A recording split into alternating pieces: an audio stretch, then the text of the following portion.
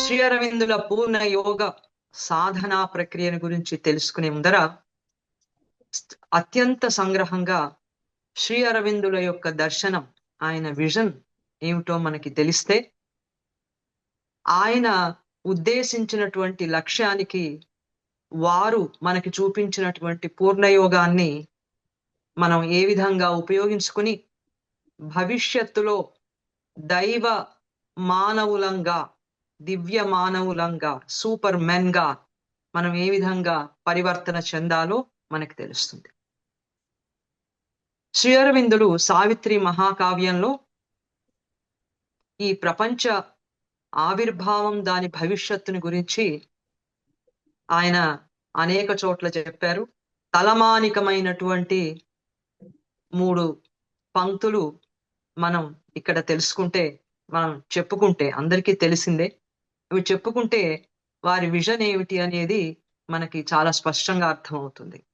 సావిత్రి మహాకావ్యంలో సత్యవంతుడు పునరుజ్జీవితుడైన తరువాత దైవం సావిత్రి సత్యవంతులతో ఈ విధంగా అన్నాడు: nature shall live to manifest secret God, the spirit shall take up human play, this earthly life become life divine.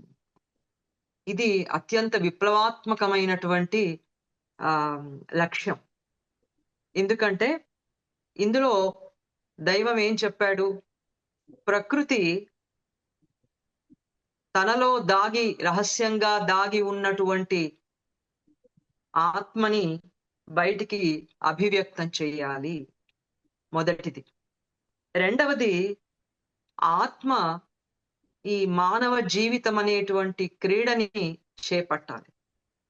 అప్పుడు ఈ భూజీవితమంతా, ప్రపంచ జీవితమంతా కూడా అది దివ్య జీవితంగా పరివర్తన చెందుతుంది.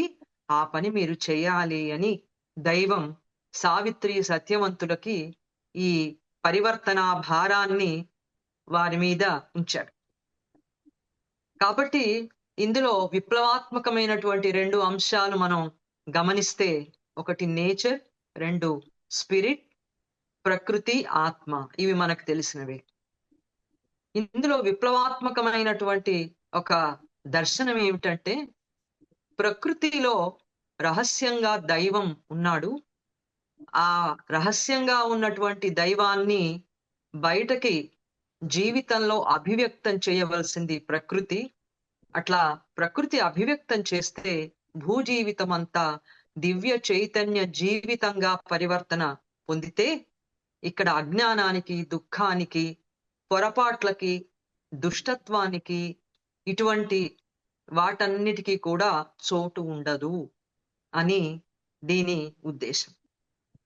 శ్రీ అరవిందులు వారి అనుభవంలో దివ్య చైతన్యాన్ని వారు పొందారు. వారికి 3 రోజుల్లోనే బ్రహ్మానుభవం కలిగింది. 3 రోజుల్లో మోక్షం అనేటువంటి అత్యున్నతమైన స్థితిని వారు పొందగలిగారు. అయినా కూడా ఆయనకు తృప్తి కలగల. వ్యక్తిగతమైనటువంటి పరిష్కారం అజ్ఞానం నుంచి లభించింది మోక్షం పొందడం ద్వారా.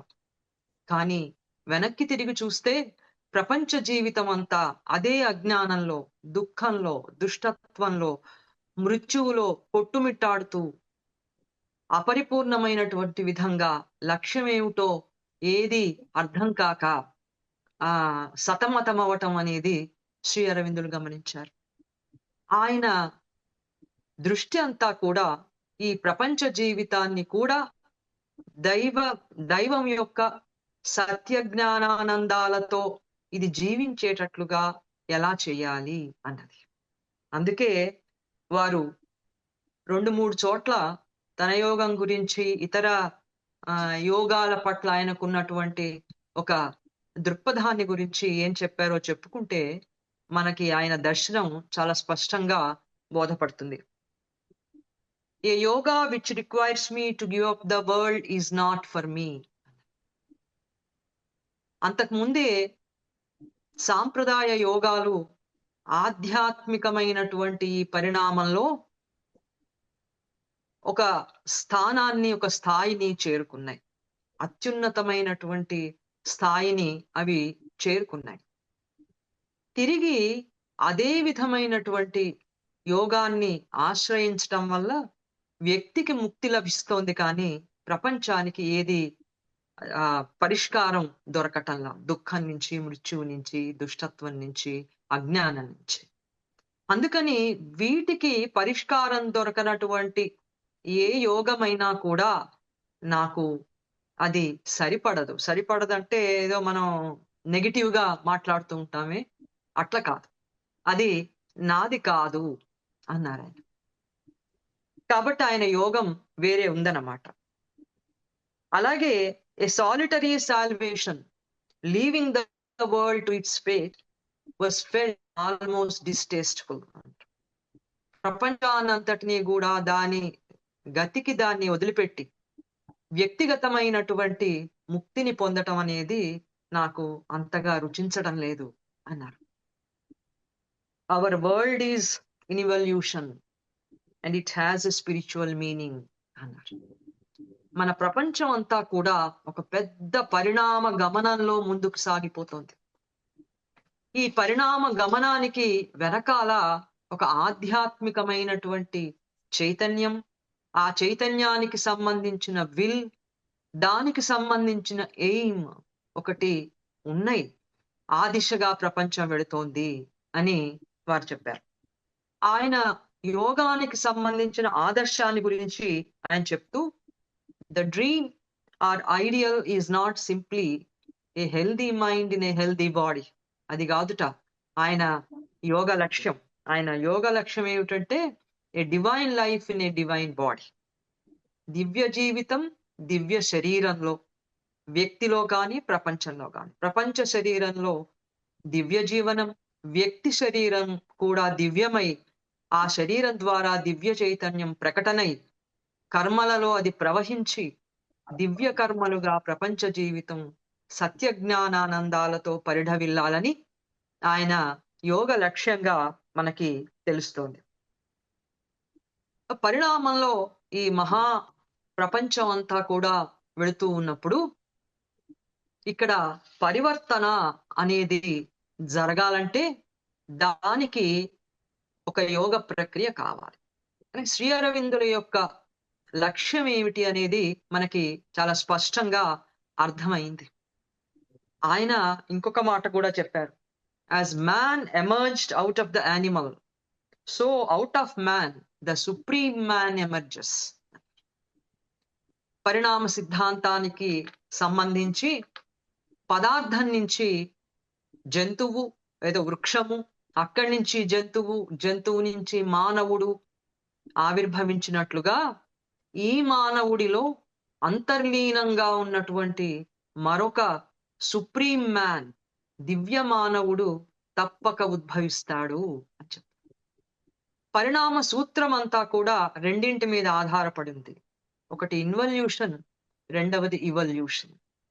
ముకుళనం, వికసనం, లేదా ముకుళించుకోవడం, పరిణమించడం అనేటువంటి ప్రిన్సిపల్ మీద, సూత్రం మీద పరిణామ సిద్ధాంతం, ఆధ్యాత్మిక పరిణామ సిద్ధాంతం అంతా కూడా ఆధారపడింది. పరమాత్మ సో కామయత బహుశ్యాం ప్రజాయేయతి అని అనుకున్నట్ట. నేను ఒక్కడనే ఉంటే ఆనందంగా లేను, నేను బహుళం అవ్వాలి, అనేకం అవ్వాలి అని ఆయన కోరుకున్నాడు. అందుకని ఏకంగా ఉన్నటువంటి చైతన్యం అనేకమైనటువంటి ప్రపంచంగా కిందికి ఇన్వల్యూట్ అయింది. అత్యున్నతమైనటువంటి స్థితి చాలా కింద స్థాయి స్థితికి, అత్యంత పరిమితమైనటువంటి స్థితికి ముకుళించుకోవటం అనేది రాబోయేటువంటి దశలన్నింటినీ కూడా అంతర్లీనంగా అది తనలో కలిగి ఉంది. విత్తనంలో చెట్టు ఉన్నట్టు.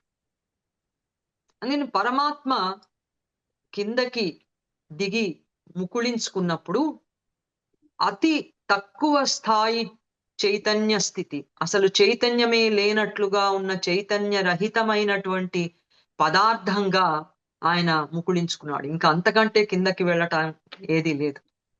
అచేతనగా, చైతన్యం లేని స్థితిగా, పదార్థంగా ఆయన వచ్చాడు.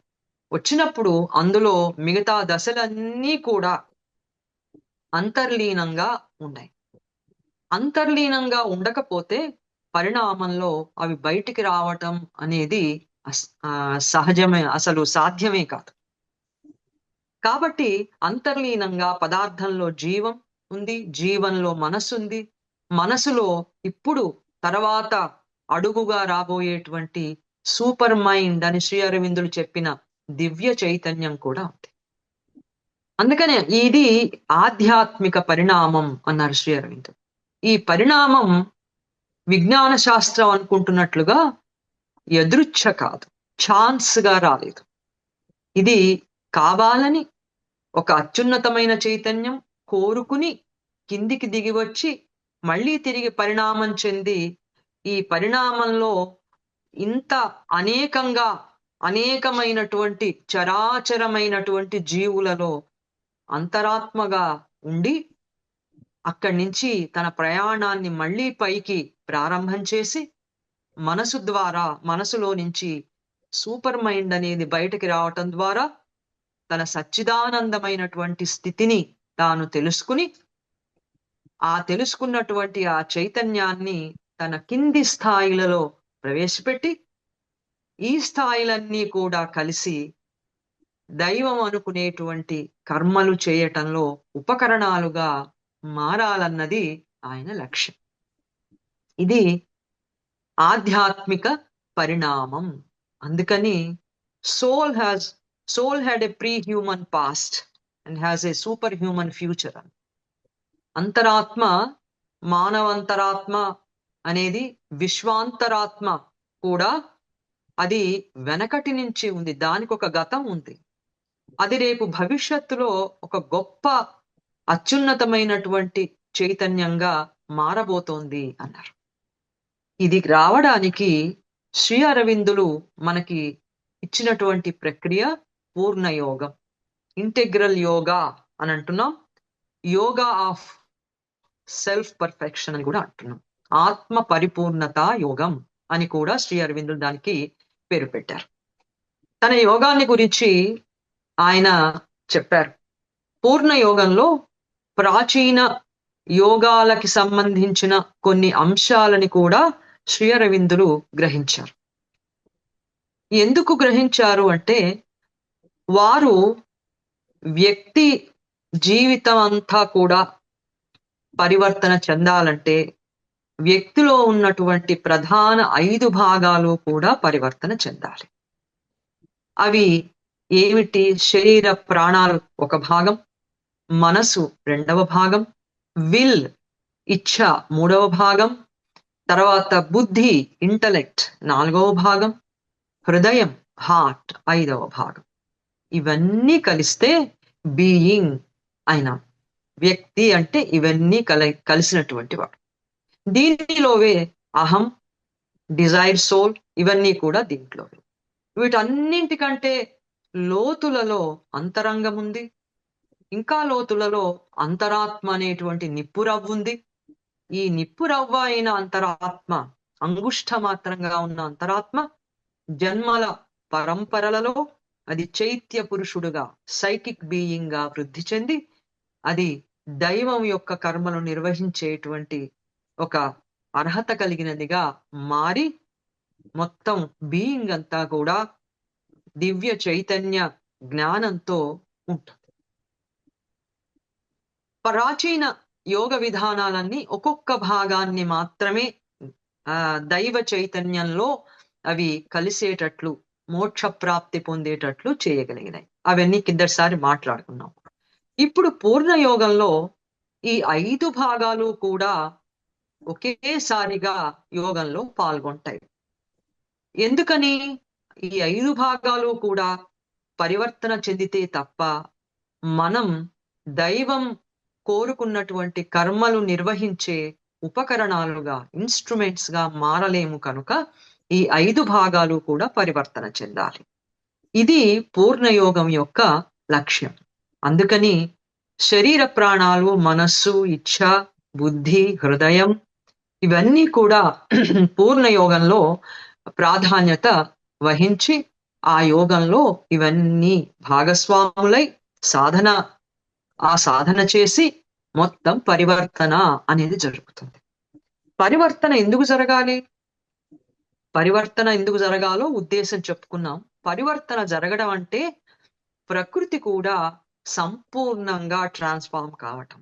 ఇది అత్యంత నవ్యమైనటువంటి ధోరణి, భావము, అత్యంత నూతనమైన దర్శనం. ఇది శ్రీ అరవిందుల యొక్క అనుభవం, ఆ మహాయోగి పొందినటువంటి అనుభవం. ఇది పూర్వ వేదాంతంలో లేదు కదా. ఇదేమిటి ఇప్పుడుంది? ఇది వేదాంతానికి చెందిందేనా? ఆధ్యాత్మికమేనా? మనం మోక్షంతో కదా ఆగాం. అత్యంత ఉన్నతమైన శిఖరం మోక్షం, ఆ తర్వాత ఏమీ లేదు అని అనుకున్నామే అని మనం ప్రశ్నిస్తాం. అవన్నీ గతకాలపు ఉషోదయాలు, మహనీయమైనవి, మహోజ్వలమైనటువంటి అనుభవాన్ని ప్రపంచానికి ఇచ్చినవి, అత్యున్నతమైనటువంటి ఆధ్యాత్మిక స్థాయికి తీసుకువెళ్ళినటువంటి అన్ని పూర్వ వేదాంతము, పూర్వ యోగాలు కూడా. అవి మహనీయమైనవి. ఆ మహనీయులంతా కూడా ప్రపంచానికి అత్యున్నతమైనటువంటి మోక్షాన్ని పొందే చైతన్యాన్ని మనకిచ్చారు. అయితే అక్కడితో ఆగిపోవటం అనేది అదొక్కటే మనం అనుకోవాల్సింది. ఆగిపోకుండా ఇంకా ముందు ఈ ఆధ్యాత్మికమైనటువంటి పరిణామంలో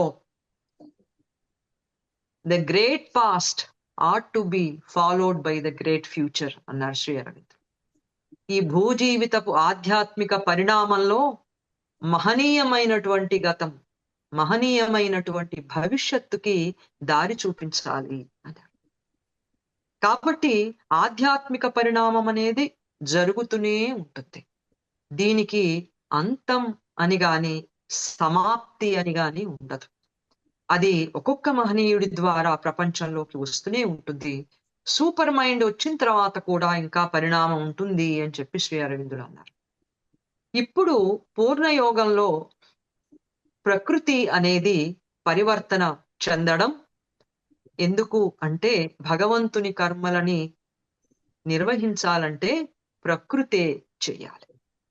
ప్రకృతి అంటే మనం ఇప్పుడే చెప్పుకున్నాం, ఈ భాగాలన్నీ, ఈ 5 భాగాలన్నీ, అహంకారము ఇవన్నీ కలిస్తే మనం ప్రకృతి అని అంటాం.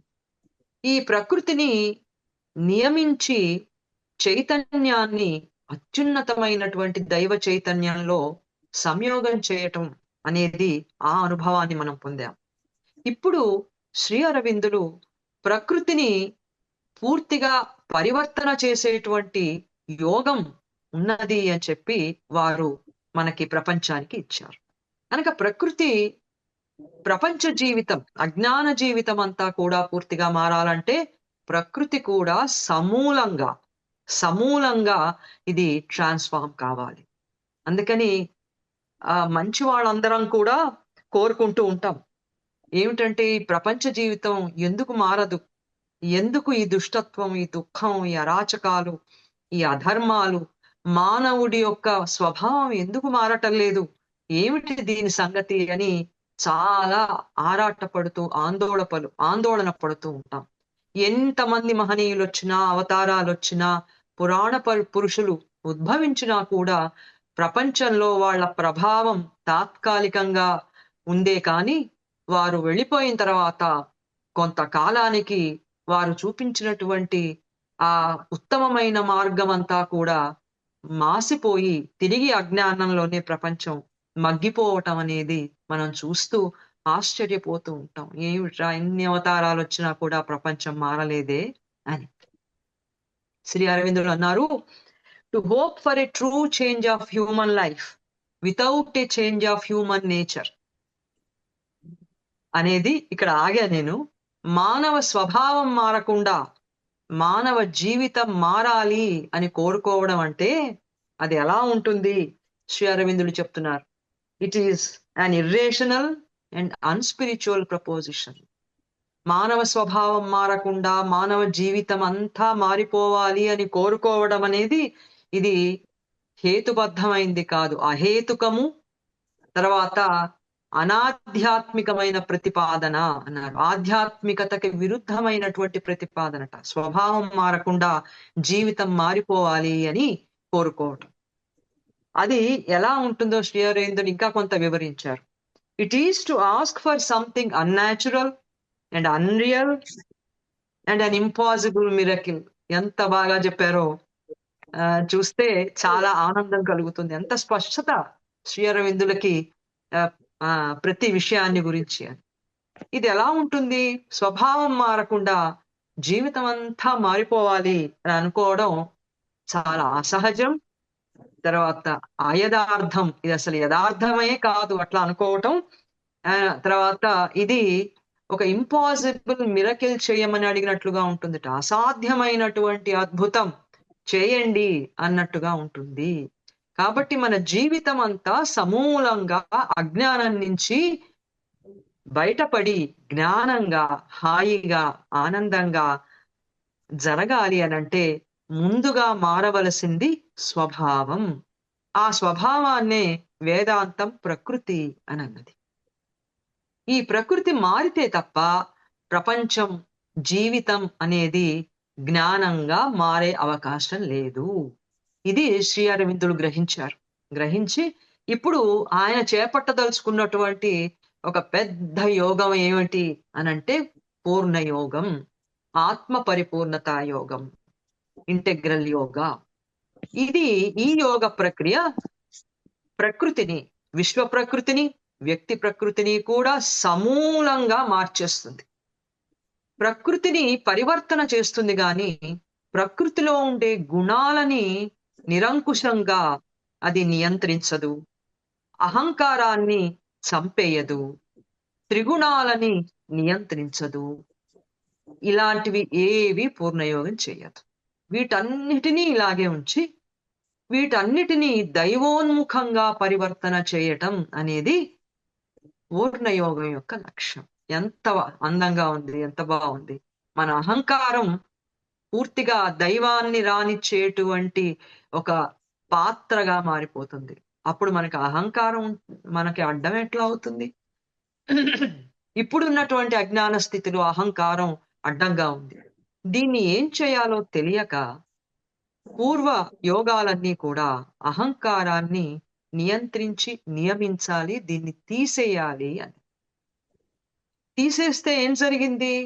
తీసేస్తే మన చైతన్యం అత్యున్నత చైతన్యంలో ఏకమై ఆనంద పారవశ్యాలలో మన చైతన్యం ఉన్న మాట వాస్తవం.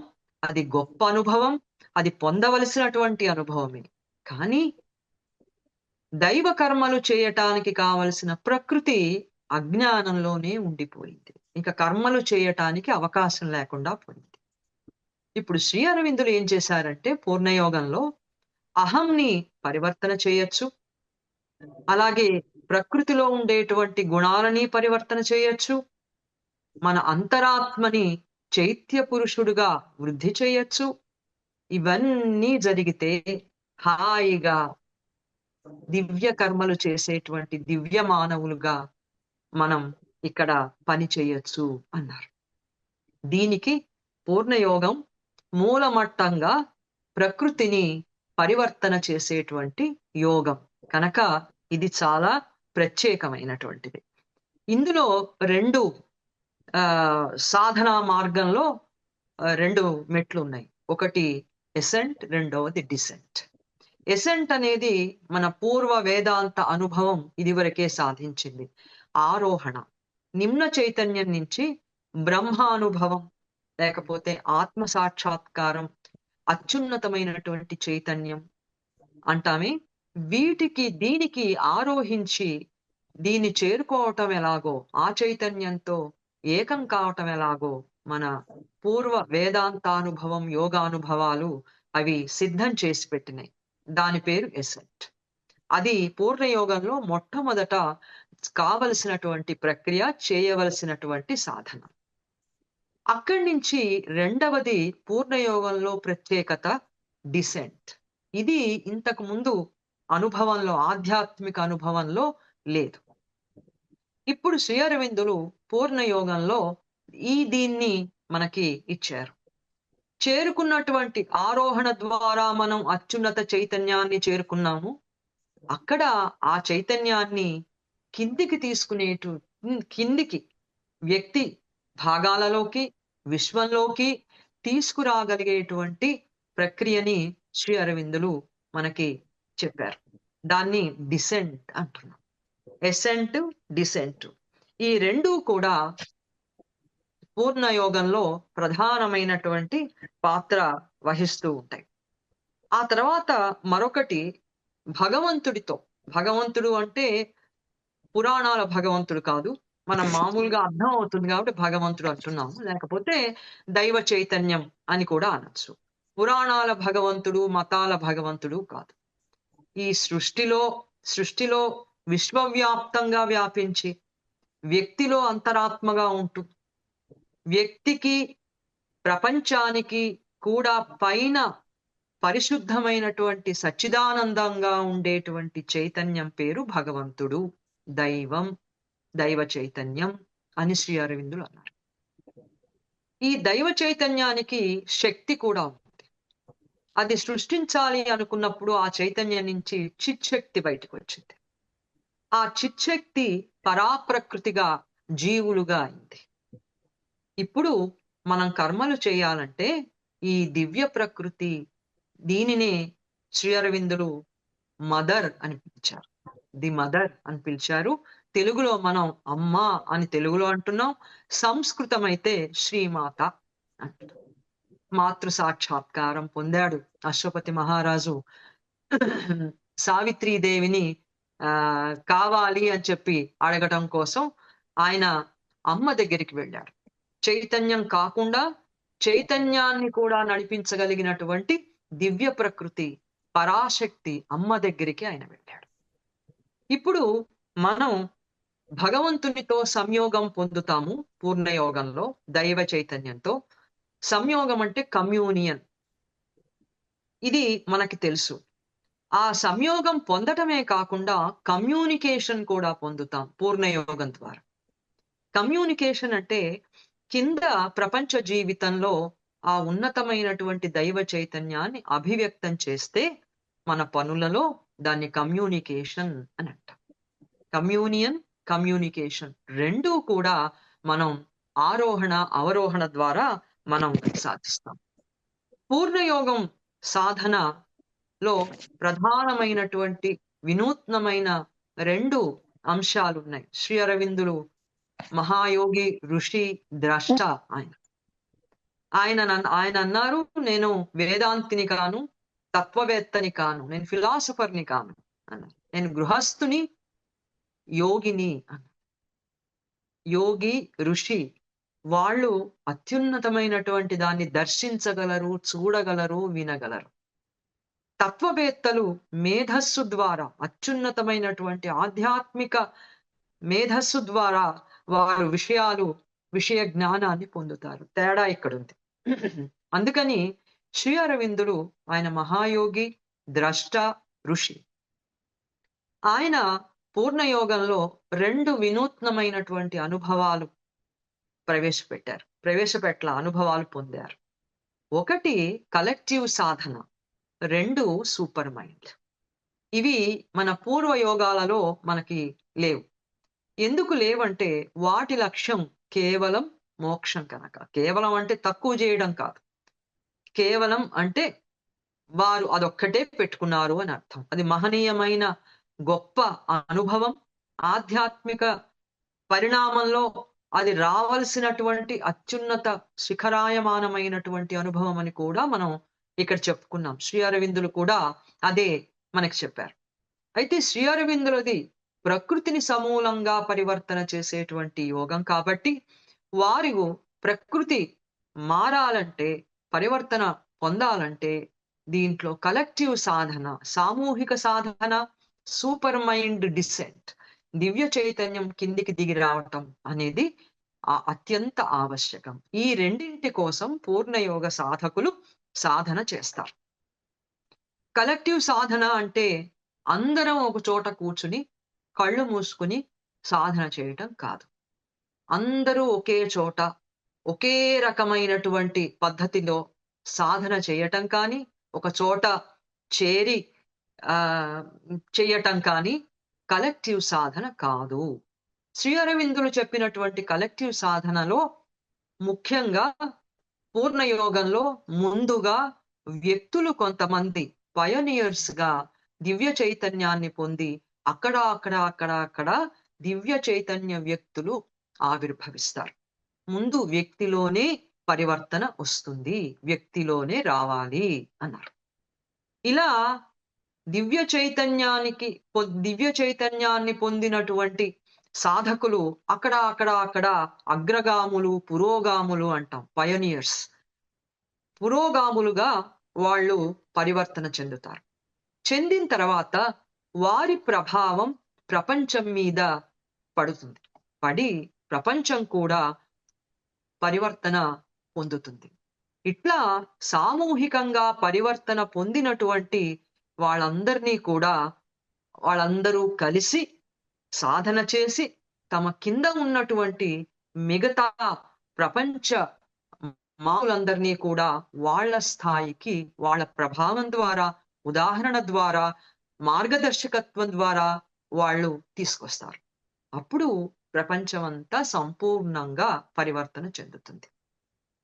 ఇది కలెక్టివ్ సాధన. ఆ తర్వాతది సూపర్ మైండ్. మనసుకి పైన మరొక చైతన్యం ఉంది. దాని పేరు సూపర్ మైండ్. అది మనసులో అంతర్లీనంగా ఇప్పుడుంది. వాతావరణంలోకి దిగి వచ్చింది. విశ్వంలోనూ రావాలి పరిణామం, వ్యక్తిలోనూ రావాలి. విశ్వంలో వచ్చేటువంటి పరిణామ ప్రభావం, ఆ ఒత్తిడి వ్యక్తిలో ఉండేటువంటి మనసు మీద, ప్రాణం మీద, అన్నింటి మీద ఆ ప్రెషర్ అనేది పడి వ్యక్తిలో పరిణామం అనేది జరుగుతుంది. ఇట్లా పరిణామ ప్రక్రియ జరుగుతుంది. విశ్వంలో రావాలి ముందు. విశ్వంలో దిగి వచ్చినటువంటి శక్తి వ్యక్తిలో ప్రభావం చూపించాలి. కనుక ఇప్పుడు సామూహిక సాధన ద్వారా దివ్య చైతన్యాన్ని పొందాం. దివ్య చైతన్యం మానవ మనసులో అంతర్లీనంగా ఉంది. అది ఇప్పుడు బయటికి రావాలి. కనుక మనసున్నటువంటి మానవుడు సంపూర్ణ మానవుడు కాదు. అతను ట్రాన్సిషనల్ బీయింగ్ అని. అతడు అని మామూలుగా వ్యవహారికంలో మనం అనడం అలవాటు గనక అంటున్నాము. అతడు అంటే పురుషుడు కాదని మనందరికీ తెలుసు. అంతరాత్మలైనప్పుడు వాటికి జెండర్ అనేది ఏముంటుంది? స్త్రీలు, పురుషులు, పిల్లలు ఇలాంటివే ఉండవుగా. కనుక ప్రతి అంతరాత్మ అని అర్థం. అందుకని దివ్య చైతన్యాన్ని పొందాలి. ఇప్పుడు మానవుడు మధ్యంతర జీవిగా ఉన్నాడు. ట్రాన్సిషనల్ బీయింగ్ గా ఉన్నాడు. ఇతను ఫైనల్ కాదు. విజ్ఞాన శాస్త్రం ఏమంటుంది? మానవుడు ఏమవుతాడు? ఏమిటి మానవుడి భవిష్యత్తు అని ఆలోచిస్తే ఏమవుతాడు? ఇంకా మహామానవుడు అవుతాడు. ఇంకా గొప్ప టెక్నాలజీ సంపాదిస్తాడు. ఇంకా సౌకర్యాలు పొందుతాడు. ఇంకా సుఖాలు పొందుతాడు. సునాయాసంగా జీవితాన్ని జీవించగలుగుతాడు. ఇలాన్ మస్క్ కనిపెడుతున్నాడు కదా, కొన్ని గంటల్లోనే మనం ఒక ఖండం నుంచి ఇంకొక ఖండానికి ఒక గంట లోపలే ప్రయాణించేటువంటి ఈ స్టార్ షిప్స్ ని కనిపెడుతున్నాడు.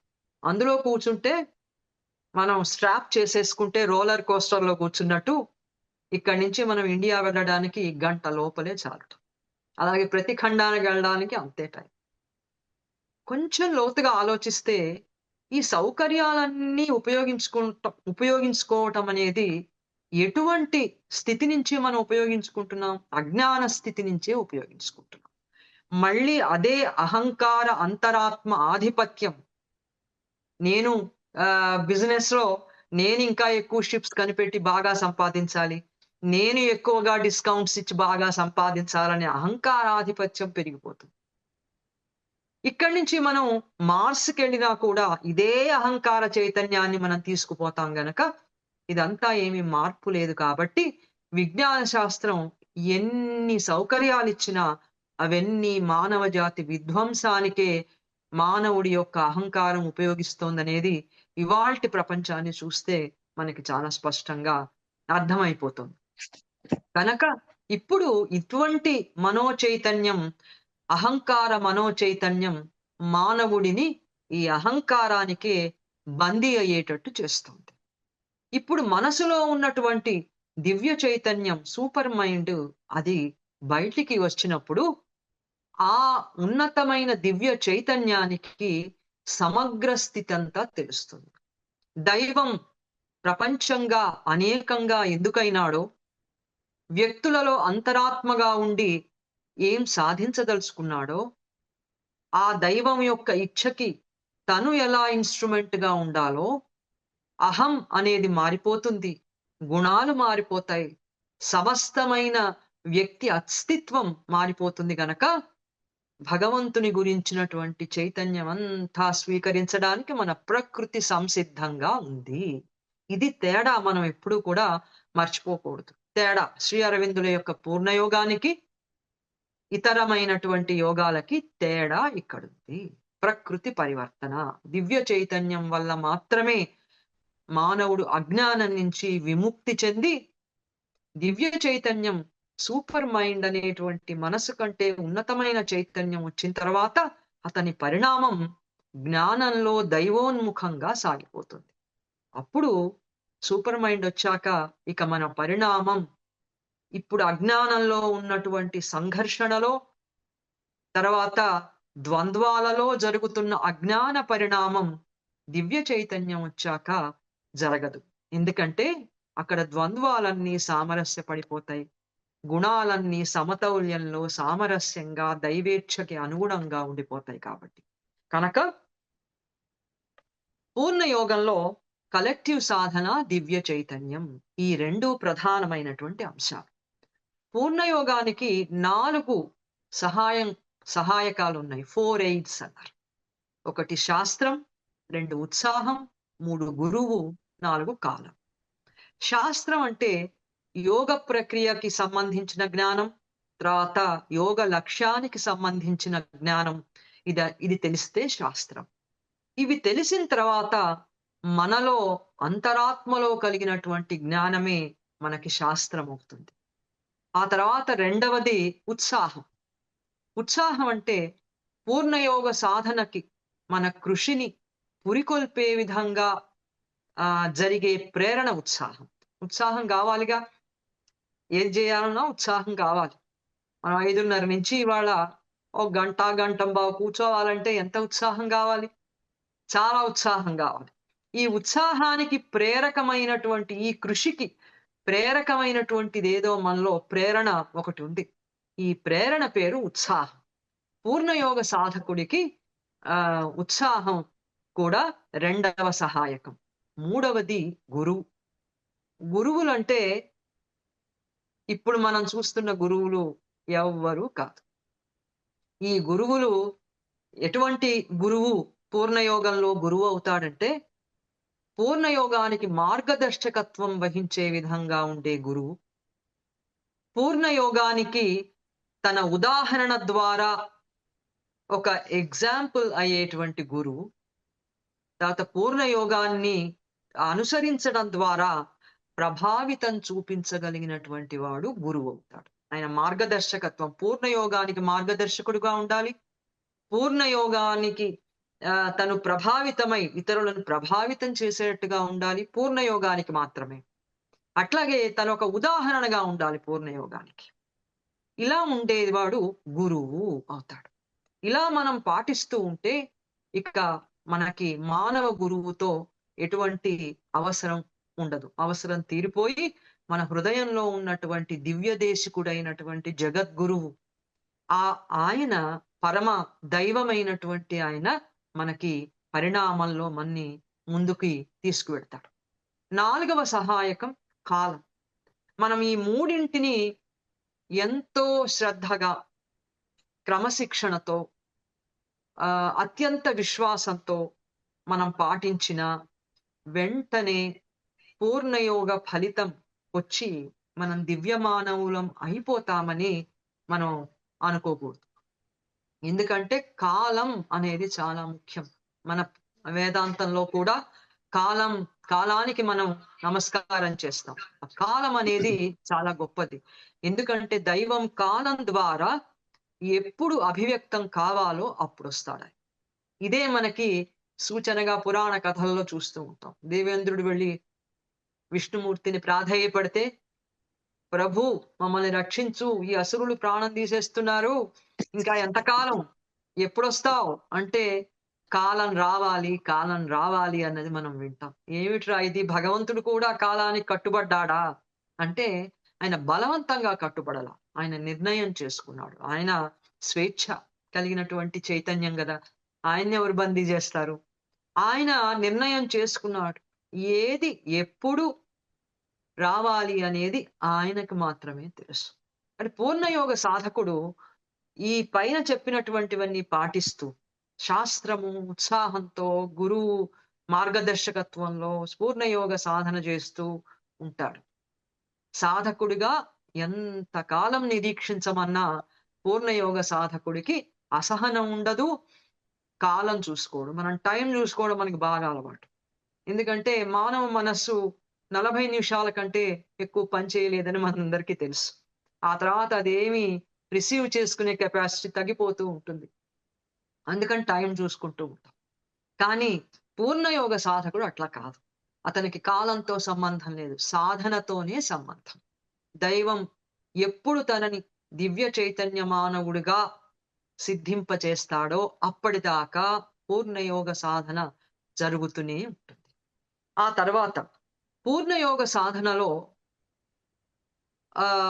అన్ని యోగాలలో లాగానే పరిశుద్ధత కూడా ముఖ్యం. పరిశుద్ధం అవ్వాలిగా, మన భాగాలన్నీ పరిశుద్ధతతో స్వచ్ఛంగా ఉండాలి.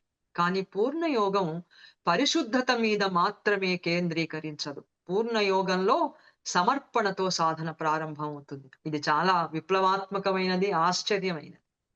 మనని మనం దైవానికి సమర్పించుకోవాలంటే మనం పరిశుద్ధులమైన తర్వాత కదా ఆయనకి సమర్పించుకోవాలి అని మనసు అంటుంది.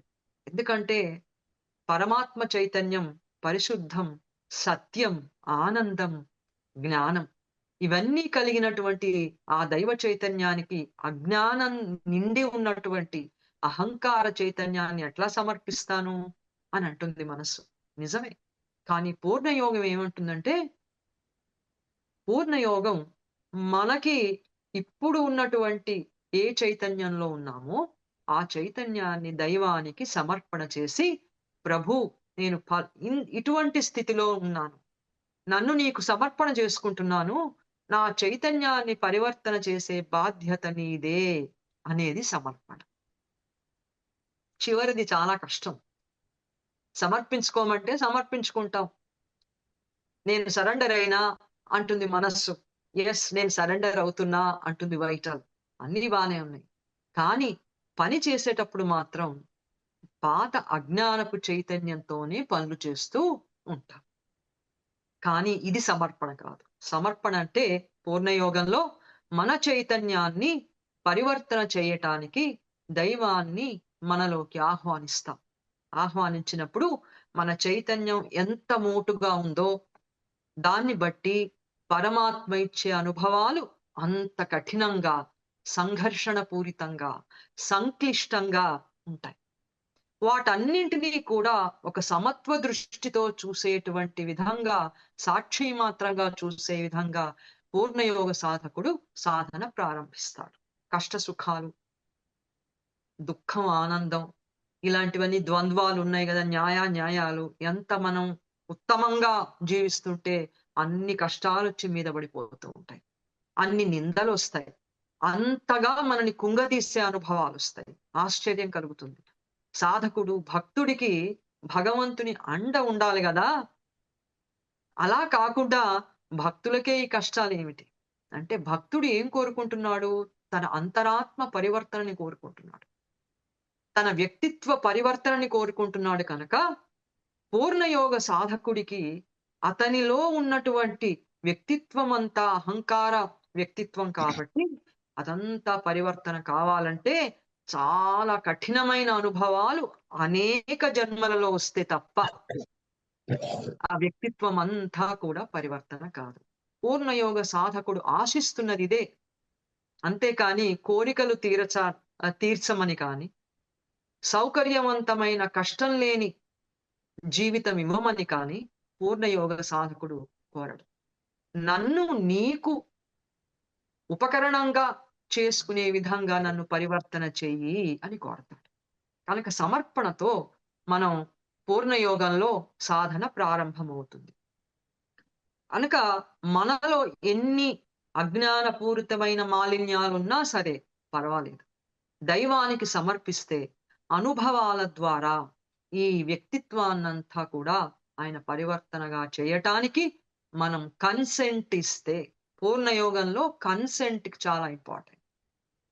మనం అంగీకరించాలి. దైవం మనల్ని పరివర్తన చేయటానికి పని చేస్తాను అని ఆయన అంటే, మన వ్యక్తిత్వం ధైర్యంగా అంగీకరించాలి. అంగీకరిస్తేనే ఆయన పనిచేస్తాడు. ప్రతి దశలో కూడా, ప్రతి సాధనలో ఒక్కొక్కడుగు మనం ముందుకు వెడుతున్న కొద్దీ ఆ కన్సెంట్ మనం ఇస్తూనే ఉండాలి. ఎప్పుడు ఇవ్వమో అప్పుడు ఆయన ఆగిపోతాడు. ఎందుకంటే అహంకార పూరితమైన చైతన్యం అనుభవానికి సిద్ధంగా లేకపోతే, దైవం ఆ చైతన్యంలోకొస్తే ఆ అహంకార చైతన్యం పూర్తిగా బద్దలై విచ్ఛిన్నమై భగవంతుని కోరుకుంటున్నటువంటి ఉపకరణంగా అవటానికి అవకాశం లేని విధంగా అది నాశనమైపోతుంది.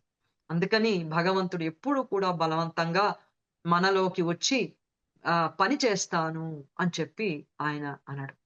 కనుక ఇప్పుడు మనం పవిత్రత అనేది, పరిశుద్ధత అనేది ముఖ్యమే కానీ మాలిన్యాల మీద ఎక్కువ దృష్టి పెట్టకుండా పైనుంచి దైవ ప్రకాశం మనలోకి రావాలి అని శ్రద్ధ, విశ్వాసంతో మనం ప్రార్థన చేయాలి, ఆకాంక్షించాలి.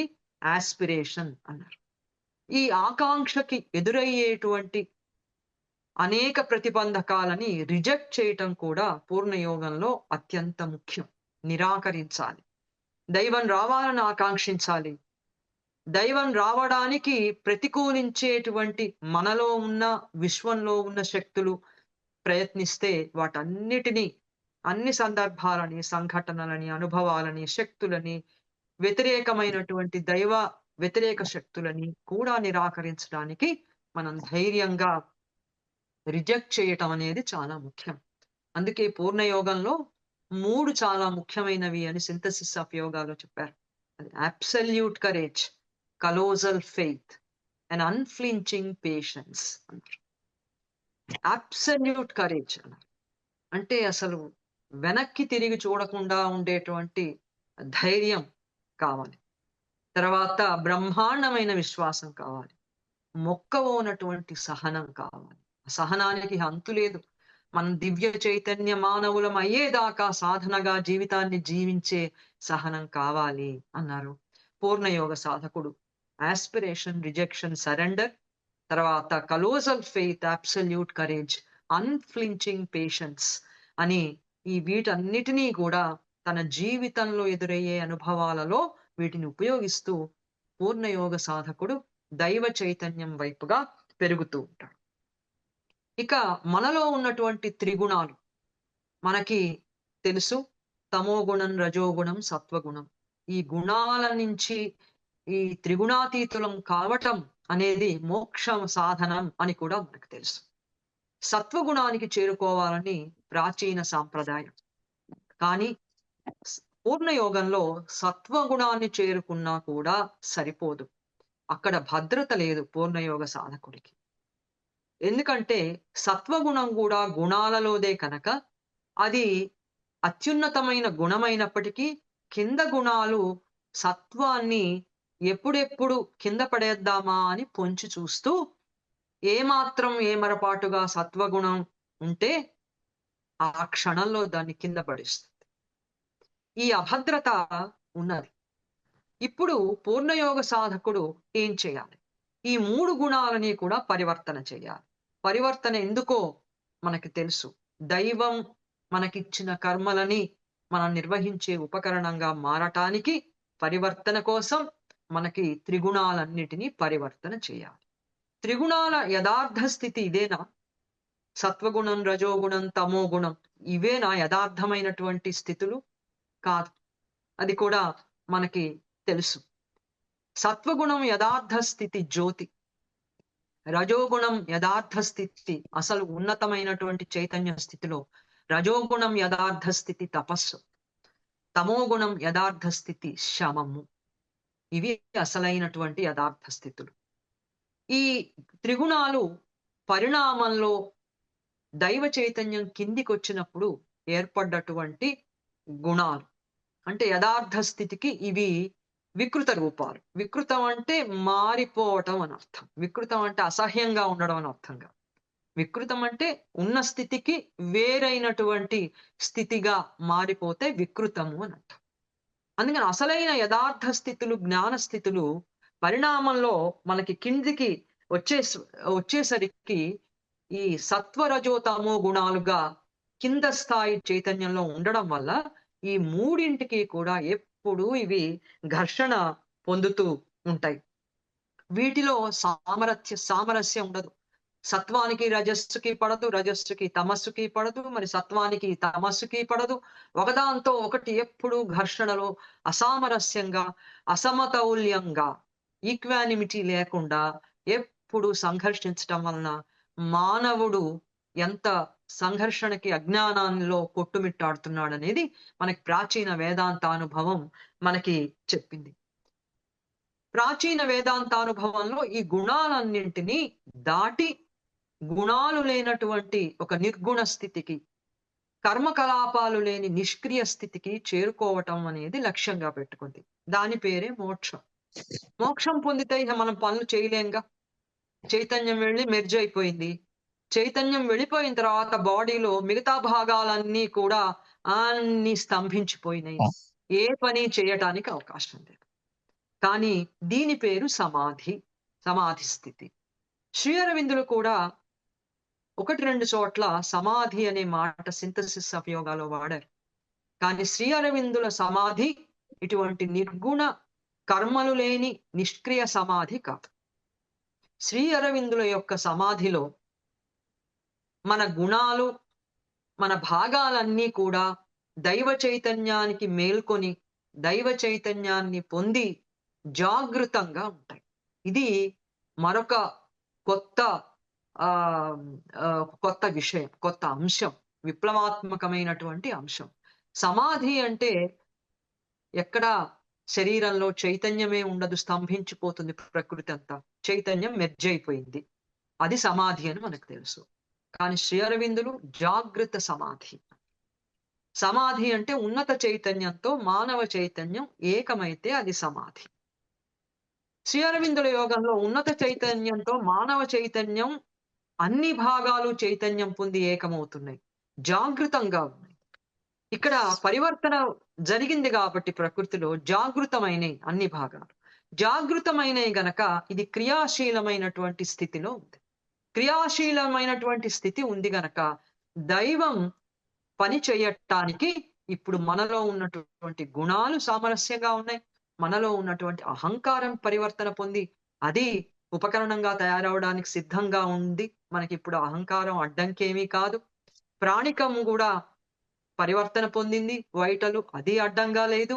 కనుక అన్ని భాగాలు కూడా క్రియాశీలమై డైనమిక్ అయి దైవం యొక్క కార్యాన్ని నిర్వహించే జాగృతమైనటువంటి చైతన్య భాగాలుగా తయారైనాయి. ఇది విప్లవాత్మకం. ఇప్పుడు చైతన్యం మన అత్యున్నత చైతన్యంతో ఏకమైన దైవ కర్మలు చేయటానికి మన ప్రకృతి సిద్ధంగా ఉంది. పూర్ణయోగంలో కర్మలు ఎలా చేస్తాం, జ్ఞానం అంటే ఏమిటి, భక్తి అంటే ఏమిటి, ఈ మూడిటి సంయోగాన్ని పూర్ణయోగ సాధకుడు ఎట్లా చేస్తాడో శ్రీ అరవిందులు చెప్పారు. కర్మ, భక్తి, జ్ఞాన యోగాలు మనకి తెలుసు. కానీ పూర్ణయోగంలో చేపట్టే కర్మ, పొందే జ్ఞానం, పొందిన భక్తి ఇవి వేరుగా ఉంటాయి.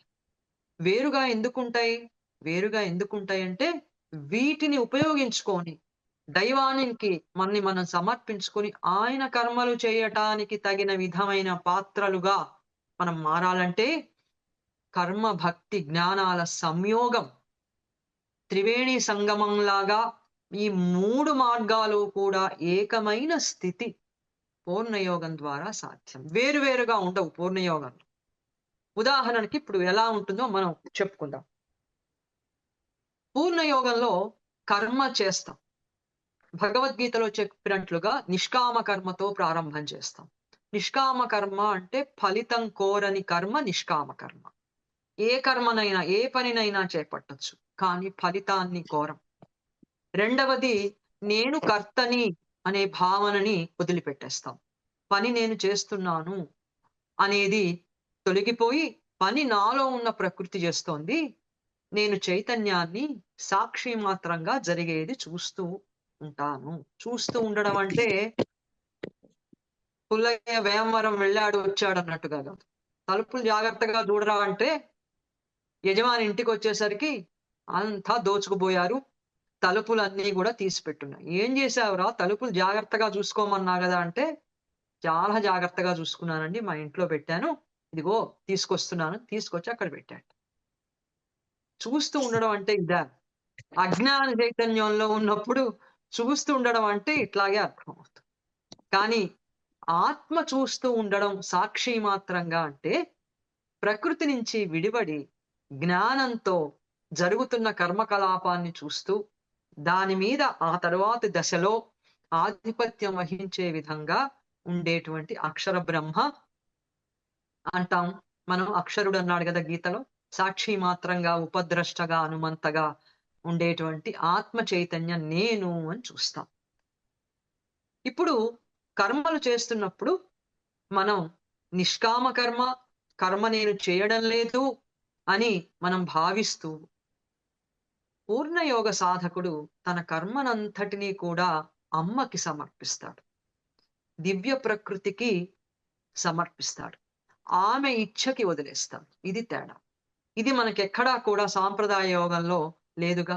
కర్మయోగం చేయటం అంటే నిష్కామ కర్మగా యోగం చేసి జ్ఞానంలోకి పోవటం. కానీ పూర్ణ యోగంలో శ్రీ అరవిందుడు, పూర్ణయోగ సాధకుడు నిష్కామ కర్మ చేస్తూ నేను కర్తను కాను అని తెలుసుకుని, అయినా కర్మని విడిచిపెట్టకుండా, పనిని విడిచిపెట్టకుండా తన పనినంతటినీ కూడా అమ్మ ఇచ్ఛకి వదిలేస్తాడు. దివ్య ప్రకృతి ఇచ్ఛకి, ఆమె విల్ కి వదిలేస్తాడు. అమ్మా, నీ సంకల్పం నెరవేరుగాక, let thy will be done అనేటువంటి ఒక దృక్పథంతో ఆ విధంగా కర్మ చేస్తూ ఉంటాడు పూర్ణయోగ సాధకుడు. ఇది పూర్వ కర్మయోగానికి, శ్రీ అరవిందుల కర్మయోగానికి తేడా. ఇప్పుడు తన కర్మ ద్వారా అమ్మ ఇచ్ఛ నెరవేరాలి అనేదే పూర్ణయోగ సాధకుడి లక్ష్యం. ఇట్లా కర్మని నిర్వహిస్తూ ఉంటే ఏ పనినైనా సరే, అది వ్యాపారం, వర్తకం, పాండిత్యం, జ్ఞానం, పుస్తకాలు చదువుకోవటం, పాటలు, క్రీడలు, ఏ పనైనా సరే, భగవద్గీతలో భగవానుడు చెప్పినట్లుగా సర్వకర్మలు, శ్రీ అరవిందులు దాన్ని స్వీకరించారు. ఈ కర్మలు ఆ కర్మలు అని తేడా లేకుండా భగవానుడు సర్వకర్మలని నిర్వహించమని ఎలా చెప్పాడో, అలాగా శ్రీ అరవిందులు కూడా సర్వకర్మలు కూడా దైవాన్ని అభివ్యక్తం చేయటానికి, మేనిఫెస్ట్ చేయటానికి తగినటువంటివి అని వారి అనుభవంలో వారు చూశారు. ఇప్పుడు అమ్మ ఇచ్ఛకి తన కర్మని వదిలిపెట్టి ఇంకా కర్మని చేస్తూ ఉన్నప్పుడు జ్ఞానం అనేది కలుగుతుంది. ఇప్పుడు జ్ఞాని అయిపోయాడు. కర్మ నడుస్తోంది, కర్మతో పాటు జ్ఞానం కూడా లభించింది. శ్రీ అరవిందుల పూర్ణయోగంలో జ్ఞానం అంటే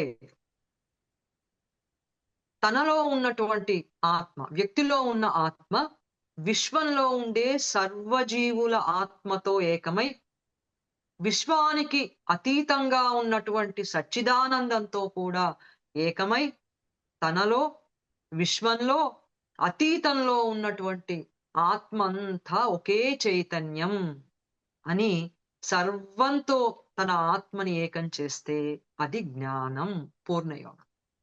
అప్పుడేమవుతుందంటే సర్వము భగవంతుడే, ఆత్మనే అనేటువంటి అనుభవం కలిగినప్పుడు ఇక ద్వంద్వాలకి అవకాశమే ఉండదు. ఈశావాస్యమిదం సర్వం అని ఈశావాస్యం అన్నట్లుగా సర్వము ఈశ్వరుడే కనపడ్డప్పుడు ఇక పరాయివాడు, వేరు, విభజన, శత్రువు, మిత్రుడు, ప్రేమికుడు, అలాగే స్నేహితుడు, ఇట్లాంటి తేడాలు ఏవి ఉండవు. సర్వము ఆత్మనే అన్నప్పుడు మనం చేసే పని, చూసే దృష్టి ఎట్లా మారుతాయో మనకి తెలుసు. ఇక అజ్ఞానం అనేదే ఉండదు. అంతా నా దగ్గరే ఉండాలి, ఇతరుల దగ్గర ఉండకూడదు అనేది ఎంతో మంచి భావన, ఆదర్శమైనప్పటికీ ఇప్పటిదాకా అది నెరవేరలేదు. ఇప్పుడు నెరవేరుతుంది పూర్ణయోగాన్ని. ఎందుకంటే సర్వము ఆత్మగానే చూస్తూ ఉన్నప్పుడు, పనులన్నీ కూడా వదలకుండా చేస్తూ ఉన్నప్పుడు, దైవం దైవం యొక్క ఇచ్చ నెరవేరాలని ఇక అజ్ఞానానికి తావెక్కడుంది? అంతా జ్ఞానంతో శాంతిగా, ప్రశాంతంగా కర్మ జరుగుతుంది. ఇట్లా కర్మ, జ్ఞానము 2 కూడా కలిపి చేస్తూ ఉంటే అది భక్తికి దోవదీస్తుంది పూర్ణయోగంలో. ఈ భక్తి ఎట్లా ఉండాలో శ్రీ అరవిందులు చెప్పారు. ఇది ప్రాణిక భక్తిగా ఉండకూడదన్నారు. అంటే భక్తి తీవ్ర రూపం దాలిస్తే ఆధ్యాత్మికమైనటువంటి స్థితిలో కూడా అది ఒక గొప్ప ఉద్రేకానికి లోనవుతుంది. ఉద్రేకం అనేది చెడ్డ మాట కాదు. ఉద్రేకం అనేది చెడ్డ మాట కాదు. ఉద్వేగము చెడ్డ మాట కాదు. జ్ఞానంలో అవి ఉన్నతమైనటువంటివి. చైతన్య మహాప్రభువుకి శ్రీకృష్ణుడు ఆయనలోకి వచ్చినప్పుడు ఆయన గానం చేస్తూ కళ్ళ వెంట నీరు కారుస్తూ ఒక రకమైనటువంటి విధంగా ఆయన తిరుగుతూ ఉండేవాడు.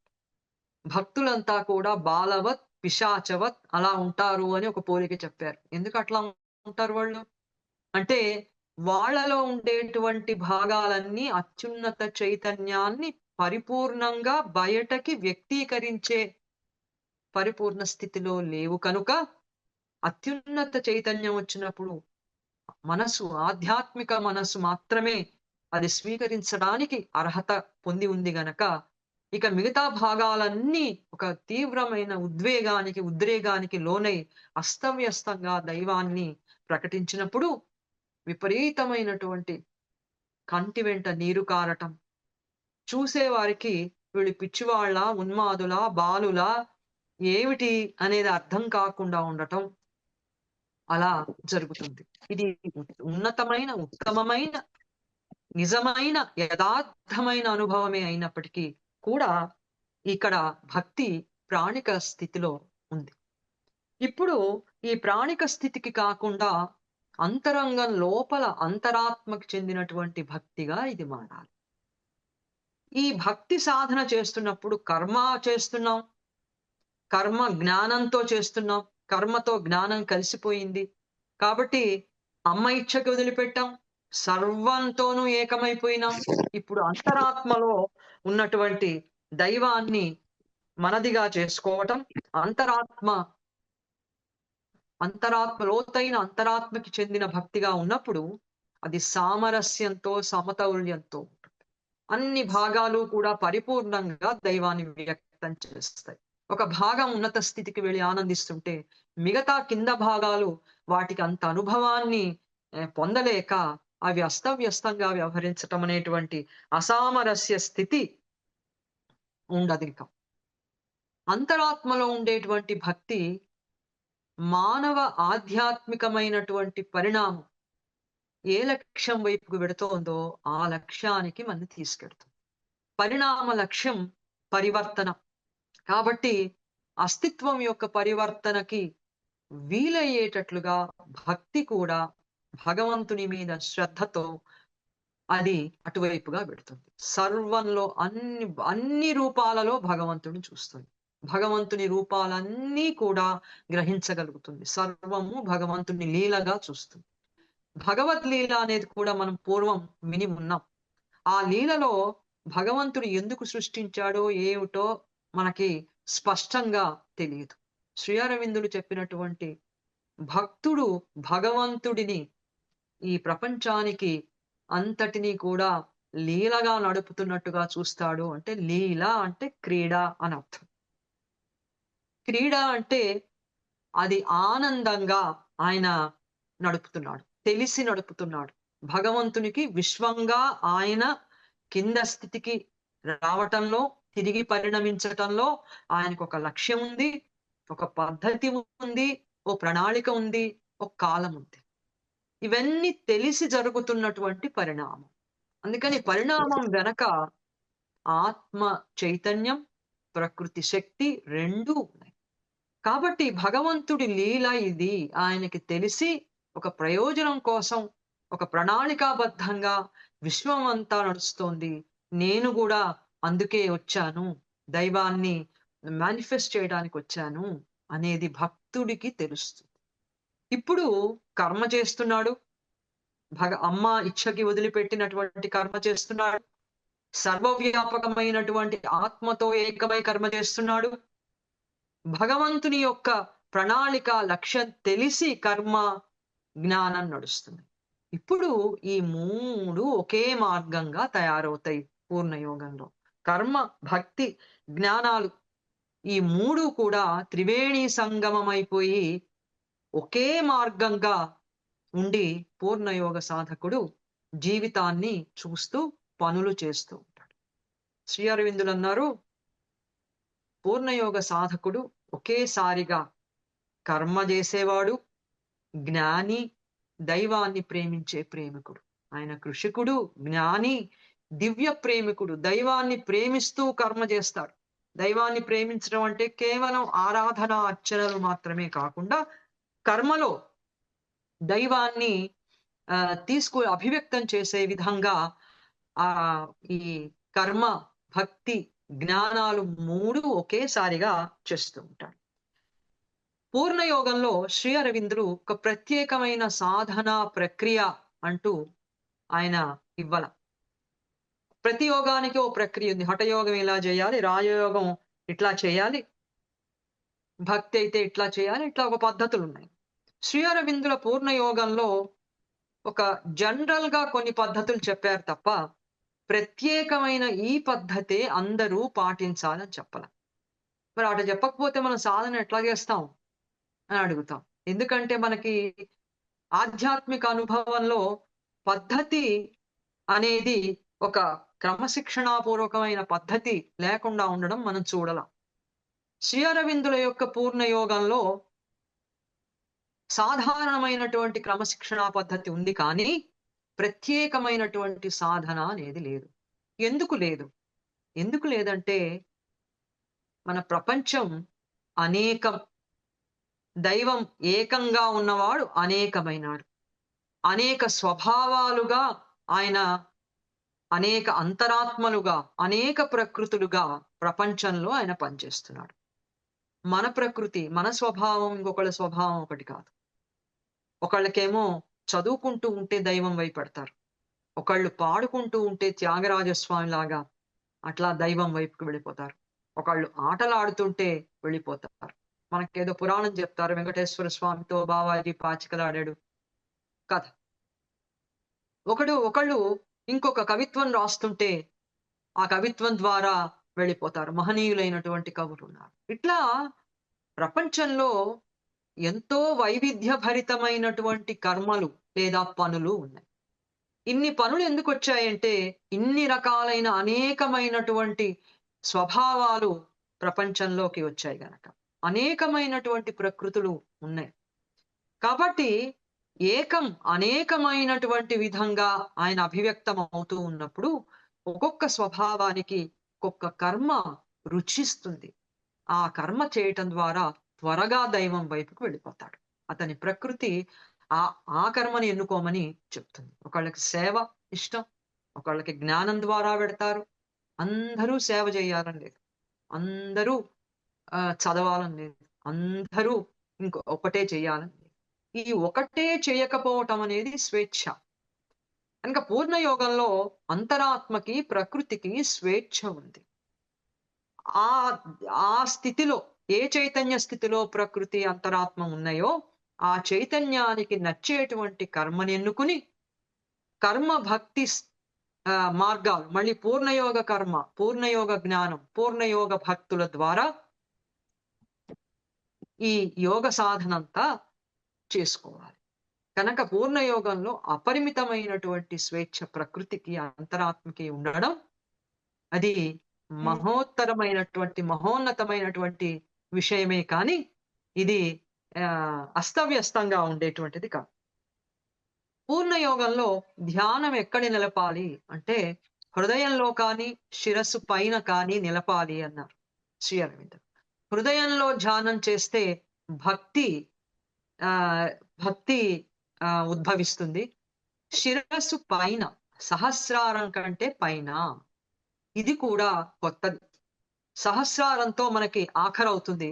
కానీ సహస్రారం కంటే పైన దివ్య చైతన్యం ఉన్నది. శిరస్సు పైన ధ్యానం చేయటం అనేది జ్ఞానాన్ని ఇస్తుంది. పూర్ణయోగంలో జ్ఞానం అంటే ఏమిటో ఇప్పుడే మనం చెప్పుకున్నాం. అటువంటి జ్ఞానం మనకి వస్తుంది. ఆ తర్వాత పూర్ణయోగ సాధనలో అనేక శక్తులు, సిద్ధులు కూడా వస్తాయి. కానీ ఆ సిద్ధులని, శక్తులని ప్రదర్శించటం పూర్ణయోగం అంగీకరించదు. కారణం, ఆ శక్తుల ప్రదర్శనతో తిరిగి కింద స్థాయికి, నిమ్న చైతన్య స్థాయికి పడిపోవటం అనేది జరుగుతుంది. కాబట్టి ఇటువంటి సిద్ధులు, శక్తులు ప్రదర్శించకుండా ఆధ్యాత్మిక పురోగమనానికి వీటిని ఉపయోగించుకోవటం అనేది పూర్ణయోగ పద్ధతి. పూర్ణయోగంలో మన అంతరాత్మని క్రియాశీలం చేయటం అనేది మొట్టమొదటిది. దాన్ని మేల్కొల్పాలి. మేల్కొల్పినట్లయితే అది చైత్య పురుషుడు అనేటువంటి పరివర్తన పొందుతుంది. పూర్ణయోగంలో 3 రకాల పరివర్తనలు జరుగుతాయి అన్నారు. అది psychic transformation, spiritual transformation, supramental transformation అనేవి 3 రకాలైన పరివర్తనలు జరిగాక దివ్య చైతన్య మానవులం అవుతాం. అంతరాత్మ దానికి వెనకగా ఉన్నటువంటి అత్యంత జ్ఞాన స్థితి కలిగినటువంటి చైత్య పురుషుడు అని అంటాం. అదే అసలైనటువంటి దైవం. ఆ దైవంగా చైత్య పురుష వ్యక్తిత్వంగా పరివర్తన చెందుతుంది. స్పిరిచువల్ ట్రాన్స్ఫర్మేషన్, సర్వంలో ఉన్నటువంటి ఆత్మని తనలో ఉన్న ఆత్మతో ఏకమై అతీతమైనటువంటి బ్రహ్మ అనే ఆధ్యాత్మిక అనుభవాన్ని కూడా పొందటం అనేది స్పిరిచువల్ ట్రాన్స్ఫర్మేషన్. సుప్రామెంటల్ ట్రాన్స్ఫర్మేషన్, దివ్య చైతన్య అనుభవం. మనసు దివ్య చైతన్యంగా పరివర్తన చెందటం. ఈ 3 రకాల పరివర్తనలు కూడా మనకి పొందుతాయి. కనుక మానవుడు ఆవిర్భావం తర్వాత, మనసు వచ్చి మానవుడు ఆవిర్భవించిన తర్వాత, ఇక తర్వాత దివ్య చైతన్యం సాధించేటువంటి ఆ పద్ధతి, ఆ సాధన మార్గంలో బాధ్యత ఎవరిది? బాధ్యత మానవుడిదే అన్నారు శ్రీ అరవింద్. మనసు యొక్క పరిణామంలో ప్రకృతి మనసు వైపుగా పరిణామం జరిగేటట్లు చైతన్య రహితమైనటువంటి పరిణామ గమనాన్ని ప్రకృతి తీసుకొచ్చింది. అప్పుడు మనకేం బాధ్యత లేదు. పదార్థంలో నుంచి జీవం బయటికి రావడం ప్రకృతి చేసినటువంటి పని వల్ల వచ్చింది. జీవంలో నుంచి మనసు రావడం ప్రకృతి వల్ల వచ్చింది. ఇక మనసు వచ్చిన తర్వాత బుద్ధి అనేది ఒకటి ఏర్పడింది కనుక ఇప్పుడు ప్రకృతిది బాధ్యత లేదు. బుద్ధిని ఉపయోగించుకుని మానవుడు తను దివ్య మానవుడిగా, సూపర్ మ్యాన్ గా మారి దైవానికి ఉపకరణంగా ప్రకృతిని కూడా పరివర్తన చేసుకునే పూర్ణయోగ సాధనలో నిమగ్నమై దివ్య మానవుడిగా పరివర్తన పొందటం అనేది అతని బాధ్యత. ఇది తప్పకుండా జరిగి తీరుతుందా, జరగదా అని ప్రశ్న వేస్తే తప్పకుండా జరిగి తీరుతుంది అన్నారు శ్రీ అరవిందుడు. The step from man to superman is the next approaching achievement in the earth evolution. ఈ భూ పరిణామంలో మానవుడి నుంచి దివ్య మానవుడు కావటం అనేది ఇది ఇన్ఎవిటబుల్ అన్నారు. ఇది తప్పక జరిగి తీరుతుంది, సంభవించేటువంటిది, అనివార్యం అంటాం తెలుగులో. అంటే ఇది ఎవ్వడూ నివారించలేడు, తప్పకుండా జరిగి తీరుతుంది, అనివార్యం అన్నారు. It is inevitable. ఎందుకు అనివార్యం? శ్రీ అరవిందులు చెప్తున్నారు, because it is at once the intention of the spirit and the logic of nature's process అన్నారు. రెండు కలిసినాయి. ఇంటెన్షన్ ఆఫ్ ఇన్నర్ స్పిరిట్, అంతర్గతంగా ఉన్నటువంటి విశ్వంలోను వ్యక్తిలోను అంతర్గతంగా ఉన్న ఆత్మ ఉద్దేశం దివ్య మానవుడిని చేయటమే. మానవుడిని మానసిక చైతన్యం కలిగినటువంటి మానవుడిని పరిపూర్ణమైనటువంటి సూపర్ మైండ్ ఉన్న సూపర్ మ్యాన్ గా తయారు చేయటం అనేది ఇన్నర్ స్పిరిట్ ఇంటెన్షన్. ఇక ఆయన తలుచుకుంటే అడ్డమే ఉంది, రాజుగారు తలుచుకుంటే దెబ్బల కొదవ అన్నట్టు భగవంతుడు తెలుసుకున్న తర్వాత పరిణామాన్ని ఆపటం అనేది అది అసాధ్యం, అనివార్యం. కాబట్టి దైవం యొక్క ఇంటెన్షన్ సూపర్ మ్యాన్ గా మానవుడిని తయారు చేయటం. అది ఆయన ఇంటెన్షన్ అనుకున్నాడు. అనుకుంటే ఆ పనిని నిర్వహించవలసింది ఎవరు? అమ్మ, దివ్య ప్రకృతి నిర్వహించాలి. మన ప్రకృతిని మనం పరివర్తన చేసుకుంటున్నాం కనుక ఇప్పుడు the logic of nature's process అన్నారు. ప్రకృతి ప్రక్రియలో ఉండేటువంటి హేతుబద్ధత, దైవం యొక్క ఇంటెన్షను రెండూ కలిసినాయి. పని జరగాలి అని చైతన్యం అనుకుంటుంది. చైతన్యం అనుకుంటున్న పనిని సాకారంగా జరిగేటట్టు చేసేటువంటి శక్తి పేరే దివ్య ప్రకృతి, అమ్మ ప్రకృతి. అంటే ఆమె పద్ధతి దైవం ఏదనుకున్నాడో అది చెయ్యటం ప్రకృతి యొక్క ప్రక్రియ గనక తప్పకుండా జరిగి తీరుతుంది అని మ్యాన్ నుంచి సూపర్ మ్యాన్ కావటం అనేది ఇనెవిటబుల్ అన్నారు. ఇలా చెప్పిన తర్వాత శ్రీ అరవిందులే మళ్ళీ ఏమన్నారంటే, మానవుడు బుద్ధిని ఉపయోగించుకుని పరివర్తన పొందాలనేటువంటి ఆకాంక్షతో పూర్ణయోగ సాధనగా జీవితాన్ని గడుపుతూ ఉంటే తప్పకుండా దివ్య మానవుడిగా రూపొందుతాడు. ఒకవేళ నాకు వద్దు ఈ దివ్య మానవత్వం, ద్వంద్వాలలో, ఇలా సంఘర్షణలో, మృత్యువులో, దుఃఖంలో కొట్టుమిట్టాడుతూ పునర్జన్మలు పొందడమే నాకు బాగుంది అని మానవుడు అనుకుంటే, ఇప్పుడున్నటువంటి మానసిక చైతన్యం కలిగిన మానవుడిగా అజ్ఞానంలో కొట్టుమిట్టాడుతూ ఇట్లాగే ఉంటాడు. అప్పుడు పైన ఉన్నటువంటి ఒక దివ్య చైతన్యం నుంచి మరొక మానవుడు ప్రపంచంలోకి ఉద్భవిస్తాడు. అతని పేరు డివైన్ మ్యాన్. మనం సూపర్ మ్యాన్ కావటం పరిణామమైతే, మనం వద్దు అని మానవ జాతి ఒకవేళ అనుకుంటే పైనుంచి డివైన్ మ్యాన్ అనేటువంటి వాడు వచ్చి మన మీద ఆధిపత్యం వహిస్తాడు. మనం ఇప్పుడు జంతువుని ఎట్లా జంతువు మీద ఎట్లా ఆధిపత్యం వహిస్తున్నాం, ఎంత పెద్ద జంతువునైనా మనకి నచ్చినట్లుగా దాన్ని ఎట్లా శిక్షణలో పెట్టి మనకి అనుకూలంగా మలుచుకుంటున్నామో, డివైన్ మ్యాన్ కూడా మానసిక మానవుడి మీద ఆధిపత్యం ఇట్లా వహిస్తాడు అన్నారు. మరొకటి కూడా ఆయన ఏమన్నారంటే, ఇంకొకటి కూడా మానవుడు అనుకోవచ్చుట. అదేంటంటే, నాకు మోక్షం చాలు, నేను మోక్షంలో హాయిగా ఉంటాను, నేను ఈ పరివర్తన నాకు వద్దు అనుకుంటే ఆ స్వేచ్ఛ కూడా మానవుడికి ఉన్నది. అప్పుడు కూడా మానవుడు ఈ పరిణామ క్రమం నుంచి బయటకు వచ్చేసి త్రిగుణాతీతమైనటువంటి స్థితిని సాధించి నిష్క్రియమైనటువంటి మోక్షం అనేటువంటి చైతన్యంలో ఆనందంగా హాయిగా ఉండొచ్చు. దాని పేరు సాయుజ్యం, సాలోక్యం, సామీప్యం, ఇవన్నీ ఉన్నాయి. శ్రీ అరవిందుల యొక్క మోక్షం సాధర్మ్య ముక్తి. ఆయన ధర్మంలాగా మానవ ధర్మం మారిపోవటం సాధర్మ్య ముక్తి. భగవంతుని ధర్మంలాగా మన ధర్మం మారిపోతుంది.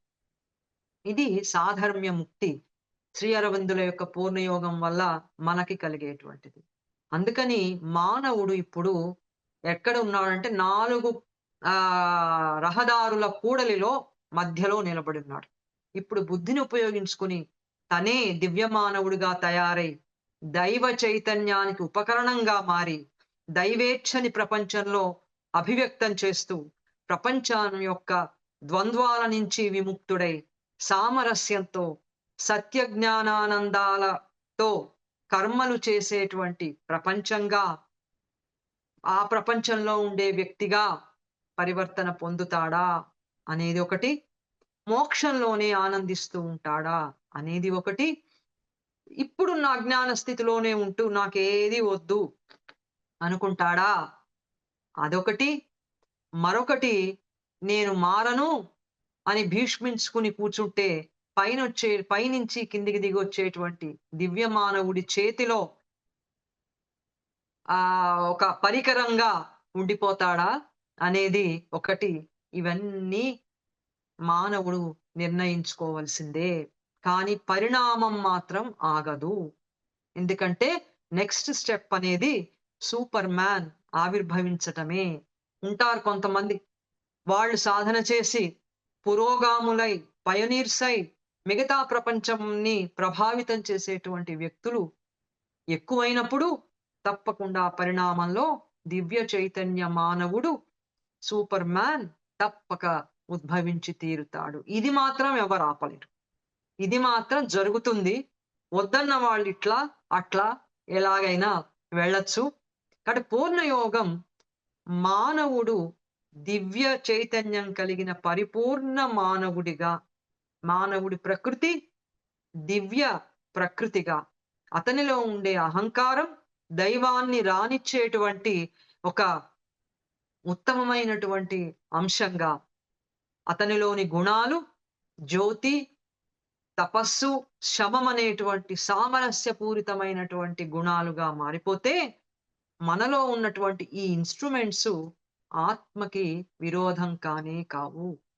ఆత్మ బయటకి మేనిఫెస్ట్ కావడానికి లైఫ్, మైండ్, తర్వాత సూపర్ మైండ్, ఇవి ఆత్మకి ఉపకరణాలు అన్నారు శ్రీ అరవింద్. లైఫ్ ఒకటి, మైండ్, సూపర్ మైండ్, బాడీ, ఈ 4 కూడా సూపర్ మైండ్ బయటికి ఆ ఆత్మ అభివ్యక్తం కావటానికి ఈ 4 ఉపకరణాలు. కాబట్టి దైవాన్ని అభివ్యక్తం చేసేటువంటి దివ్య మానవుడిగా పూర్ణయోగం తీర్చిదిద్దుతుంది. క్రియాశీలకమైనటువంటి విధంగా దైవేచ్ఛని నిర్వహించేటువంటి పరిపూర్ణమైన ఉపకరణంగా ఈ మానవుడు తయారు కావటం, అది పూర్ణ యోగ సాధన లక్ష్యం, ప్రక్రియ. మానవ జాతి భవిష్యత్తు మహోజ్వలమైనటువంటి భవిష్యత్తు. మానవ జాతి సత్యజ్ఞానానందాలతో కూడినటువంటి దివ్య మానవ జాతిగా పరివర్తన పొందటం అనేది తథ్యం. పూర్ణయోగం మానవ జాతికి మహోజ్వలమైనటువంటి భవిష్యత్తు ఉంది అని నిర్ధారించి సాధనా ప్రక్రియ తప్పనిసరిగా వస్తుంది అని చెప్పింది. చివరగా ఒక అంశం చెప్పి నేను ముగిస్తాను. ఈ దివ్య మానవ జాతిగా మానవ జాతి ఇది వచ్చిన తర్వాత కూడా పరిణామం ఉంటుందా అంటే తప్పనిసరిగా అప్పుడు కూడా పరిణామం ఉంటుంది. అప్పుడు జ్ఞానంలో పరిణామం జరుగుతుంది. మనందరం జ్ఞాన జీవులం అవుతాం, నాస్టిక్ బీయింగ్స్ అన్నారు శ్రీ అరవింద్. అలాగే ఈ ఈ నాస్టిక్ బీయింగ్స్ అందరూ కూడా ఇంకా ఉన్నతమైనటువంటి సూపర్ మైండ్ లో ఇంకా బోలెడన్ని లెవెల్స్ ఉన్నాయి అన్నారు శ్రీ అరవింద్. అవన్నీ చెప్పండి అన్నారు శిష్యుడు. చెప్తే ఇప్పుడు నేను చెప్పను అన్నారు. ముందు సూపర్ మైండ్ రావటం చాలా ముఖ్యం. అది వాతావరణంలోకి దిగి వచ్చింది, వ్యక్తులలో దాని ప్రభావం తప్పనిసరిగా పడుతుంది. ఆ తర్వాత సాధన ద్వారా ఆ చైతన్యాన్ని సాధకులు అందుకోవాలి అని చెప్పి శ్రీ అరవిందులు చెప్పి సూపర్ మైండ్ గురించి ఈ విధంగా చెప్పారు. మరొక అదే చిట్ట చివరి అంశం అన్నాను కదా, అదేంటంటే శ్రీ అరవిందుల పూర్ణ యోగంలో కుండలిని సాధన అనేది లేదు. సాధారణంగా కుండలిని అనేది ఒకటి ఉంది, అందులోనూ చక్రాలు ఉన్నాయి కదా, అందులోనూ కూడా సావిత్రీదేవి చిట్ట చివరి ఘట్టంలో ఆమెలో చక్రాలన్నీ కూడా వికసనం పొందినై, తెరుచుకున్నాయి, తద్వారా అత్యున్నతమైన స్థితికి ఆవిడ వెళ్ళింది అని ఉన్నది కదా అని అడగచ్చు. కానీ కుండలిని అనేది తంత్రయోగంలో తాంత్రికులు చెప్పినటువంటి ఆ కుండలిని యోగం మూలాధారం నుంచి ప్రారంభమై సహస్రారానికి వెళ్ళి అక్కడ శక్తితో చైతన్యం ఏకమై అది మోక్షం. కానీ శ్రీ అరవిందులు ఎప్పుడు చెప్పినా కూడా ఒక్క మాట ఆయన అంటూ ఉంటారు. శ్రీ అరవిందుల యోగంలో పైనుంచి దైవ చైతన్యం కిందికి దిగి రావటం చాలా ముఖ్యమైనటువంటి విషయం. పైనుంచి చైతన్యం కిందికి దిగి వచ్చినప్పుడు కింద భాగాలు మారిపోతాయి. మనలో ఉన్న చక్రాలు వాటంతట అవే తెరుచుకుని ఆ శక్తినంతటినీ కూడా అవి మొత్తం ప్రభావితం చేస్తాయి అని చెప్పారు. కనుక శ్రీ అరవిందుల చెప్పినటువంటిది కుండలిని యోగం ఒకటి కాదు. అందుకనే పూర్ణయోగ సాధకులకి శ్రీ అరవిందులు ఎప్పుడు చెప్తూ ఉంటారు, పైనుంచి దైవానుగ్రహాన్ని మనం పిలవాలి. అది కాల్ అన్నారు. కింద నుంచి మన పిలుపు దైవానికి వెళ్ళాలి, ఆకాంక్షించాలి, దైవం నాలోకి రావాలి, నాలో పని చేయాలి, పరివర్తన చేయాలి అని చెప్పి. అప్పుడు దైవం చాలా వేగంగా కిందికి దిగి వస్తూ ఉన్నప్పుడు మనలోకి ఆయనని రాణిస్తే ఆ ప్రకాశం వల్ల మనలో ఉండేటువంటి అజ్ఞాన ప్రకృతి అంతా కూడా పరివర్తన చెందటం సులభమవుతుంది. అందుకని శ్రీ అరవిందుల యొక్క ఎప్పుడు ఆయన చెప్పినా కూడా పైనుంచి దైవ ప్రకాశాన్ని మనం ప్రార్థన ద్వారా, శ్రద్ధ ద్వారా, విశ్వాసం ద్వారా పిలుస్తూనే ఉండాలి. పిలిచి ఆయన వచ్చే విధంగా మనం సాధన చెయ్యాలి అని అన్నారు. అందుకని మన అజ్ఞాన స్థితి అంతా కూడా ఇట్లా ఎందుకుంది అని తెలియాలంటే అజ్ఞానాన్ని పరిశీలిస్తే తెలియదు. పైనుంచి దైవ చైతన్యం మనకి లోపలికి వచ్చినప్పుడు ఈ అజ్ఞానం అంతా ఎందుకుంది, ఇదంతా ఎందుకుంది, గుణాలు ఇట్లా ఎందుకున్నాయి, అహంకారం ఎందుకుంది, ప్రకృతి అంతా అజ్ఞానంలో ఎందుకుంది, జీవితం అంతా పునర్జన్మలలో ఎందుకని ఉంది అని అప్పుడు తెలుస్తుంది. కనుక శ్రీ అరవిందులకు కూడా ఆ దివ్య చైతన్యానుభవం కలిగింది కనుక ప్రపంచంలోకి ఈ అజ్ఞానం అనేటువంటి స్థితికి దైవం ఎందుకు ముకుళించుకున్నాడు అనేది ఆయనకు తెలుసు. అందుకని మనం ఎప్పుడూ కూడా ఉన్నతం సాధిస్తే కింద స్థాయి స్పష్టమై కింద స్థాయి మారడానికి అవకాశం ఉంది గనక పైనది మనం ఎప్పుడూ కూడా పైకే చూడాలి. దైవ ప్రకాశాన్ని, దైవ చైతన్యాన్ని మనం ఆహ్వానిస్తూ ఉంటే కిందదంతా అది సాధన ద్వారా పరివర్తన చెందుతుంది.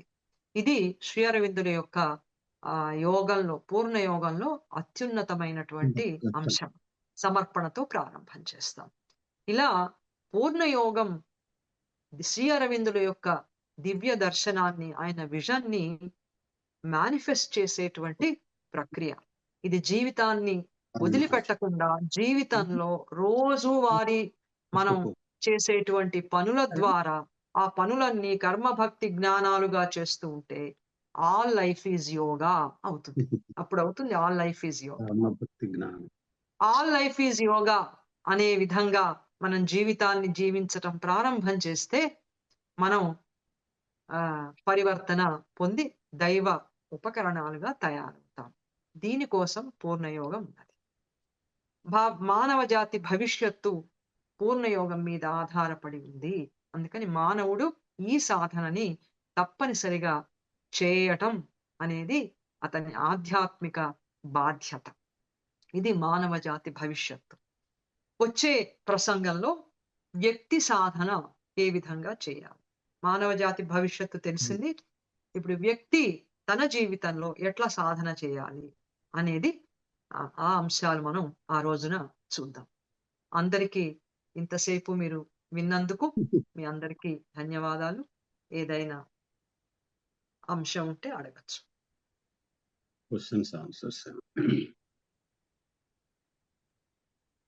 మేడం నమస్తే. నమస్కారం మేడం గారు నమస్తే. నమస్కారం. నా పేరు రమాదేవి, కొవ్వూరు. ఎవరు మాట్లాడుతున్నారు?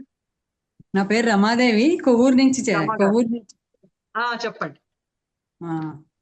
ఇప్పుడు కృష్ణ పరమాత్మ మనకి భగవద్గీతలో అంతా సమర్పణ చెయ్యి, యదశనాశి యత్ కరోషి మా యత్ జిఘోషి తత్సర్వం మయ్యేవ మనాదస్వ మై సమర్పణం కృత్వా కర్మ కార్యాలు చెయ్యి అని చెప్పాడు. ఇప్పుడు ఆ సమర్పణ ఇప్పుడు మీరు చెప్పిన పూర్ణయోగంలో చెప్పిన సమర్పణ ఒకటేనా, అది దీనికి వేరే రకంగా అన్వయించాలా?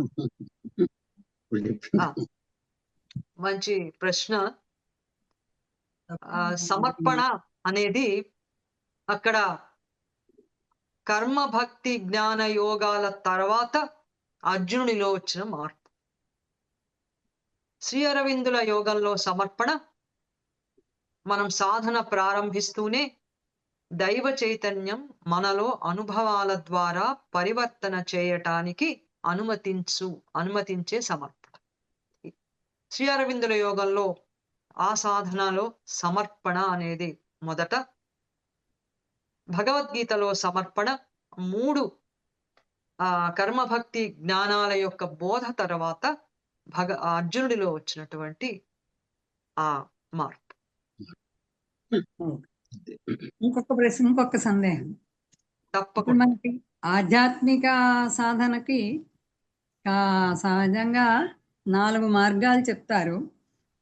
నిత్యానిత్య వస్తు వివేకం, ముముక్షుత, శమదమాది ఇంద్రియ సంపత్తి, శమదమాది షడ్గుణ్య సంపత్తి, ఇవన్నీ. ఇప్పుడు ఇవన్నీ కూడా ఈ పూర్ణయోగానికి ఎంతవరకు ఉపకరిస్తాయి? ఇది దీనికి ఎలా అన్వయించుకోవాలి? మంచి ప్రశ్నలు వస్తున్నాయి. ఎందుకంటే సాధారణంగా ఇలా అడగటం అరుదుగా చూసా నేను. శంకరుడు చెప్పినటువంటి ఆ 4 శ్రీ అరవిందుల యోగంలో ఉపయోగించుకోవాలంటే కొంతవరకు మనకు ఉపయోగపడతాయి. కారణం, శ్రీ శంకరులు వారు మోక్షం సాధించడానికి వీటన్నింటినీ కూడా చెప్పారు. నియమించటం అనేది ఇందులో ప్రధానమైన అంశం. నియంత్రించటం. నియంత్రణ ఎప్పుడు వస్తుందంటే మన చైతన్యాన్ని మన ప్రకృతి నుంచి వేరు చేసి అది స్వేచ్ఛ పొందేటట్లుగా చేయటానికి నియంత్రణ కావాలి. శ్రీ అరవిందుల యోగంలో నియంత్రించం. మనలో ఉన్న వాటన్నిటినీ కూడా సంయమంతో పరివర్తన చేస్తాం. కనుక అక్కడ శ్రీశంకరులు మోక్షం కోసం అన్నింటినీ నియంత్రించమన్నారు. శ్రీ అరవిందులు వీటిని మనం మార్చుకోగలము, తద్వారా భగవంతుని ఇచ్చని నెరవేర్చేటువంటి వాళ్ళంగా తయారు కాగలము అన్నారు. ఇది కర్మ చేయటానికి ఉద్దేశించింది శ్రీ అరవిందుల యొక్క పూర్ణయోగ సాధన. మనం ఆ సాధన ఫలితంతో తిరిగి ప్రపంచంలో జీవిస్తాం. ఇప్పుడు ఎట్లా జీవిస్తున్నామో అలాగే జీవిస్తాం. కానీ దివ్య చైతన్యాన్ని పొందాం కనుక వ్యవస్థలు, సమాజము, అన్ని కార్యకలాపాలు అన్ని జ్ఞానంతో నడుస్తాయి. ఇప్పుడు మనం కోరుకుంటున్నాం కదా, సర్వం జ్ఞానంతో ఉంటే ఎంత బాగుంటుంది ప్రపంచం అని. అలాగా ప్రపంచ జీవితం ఉంటుంది. దానికోసం పూర్ణయోగ సాధన. Okay madam, thank you. Thanks అండి. ధన్యవాదాలు.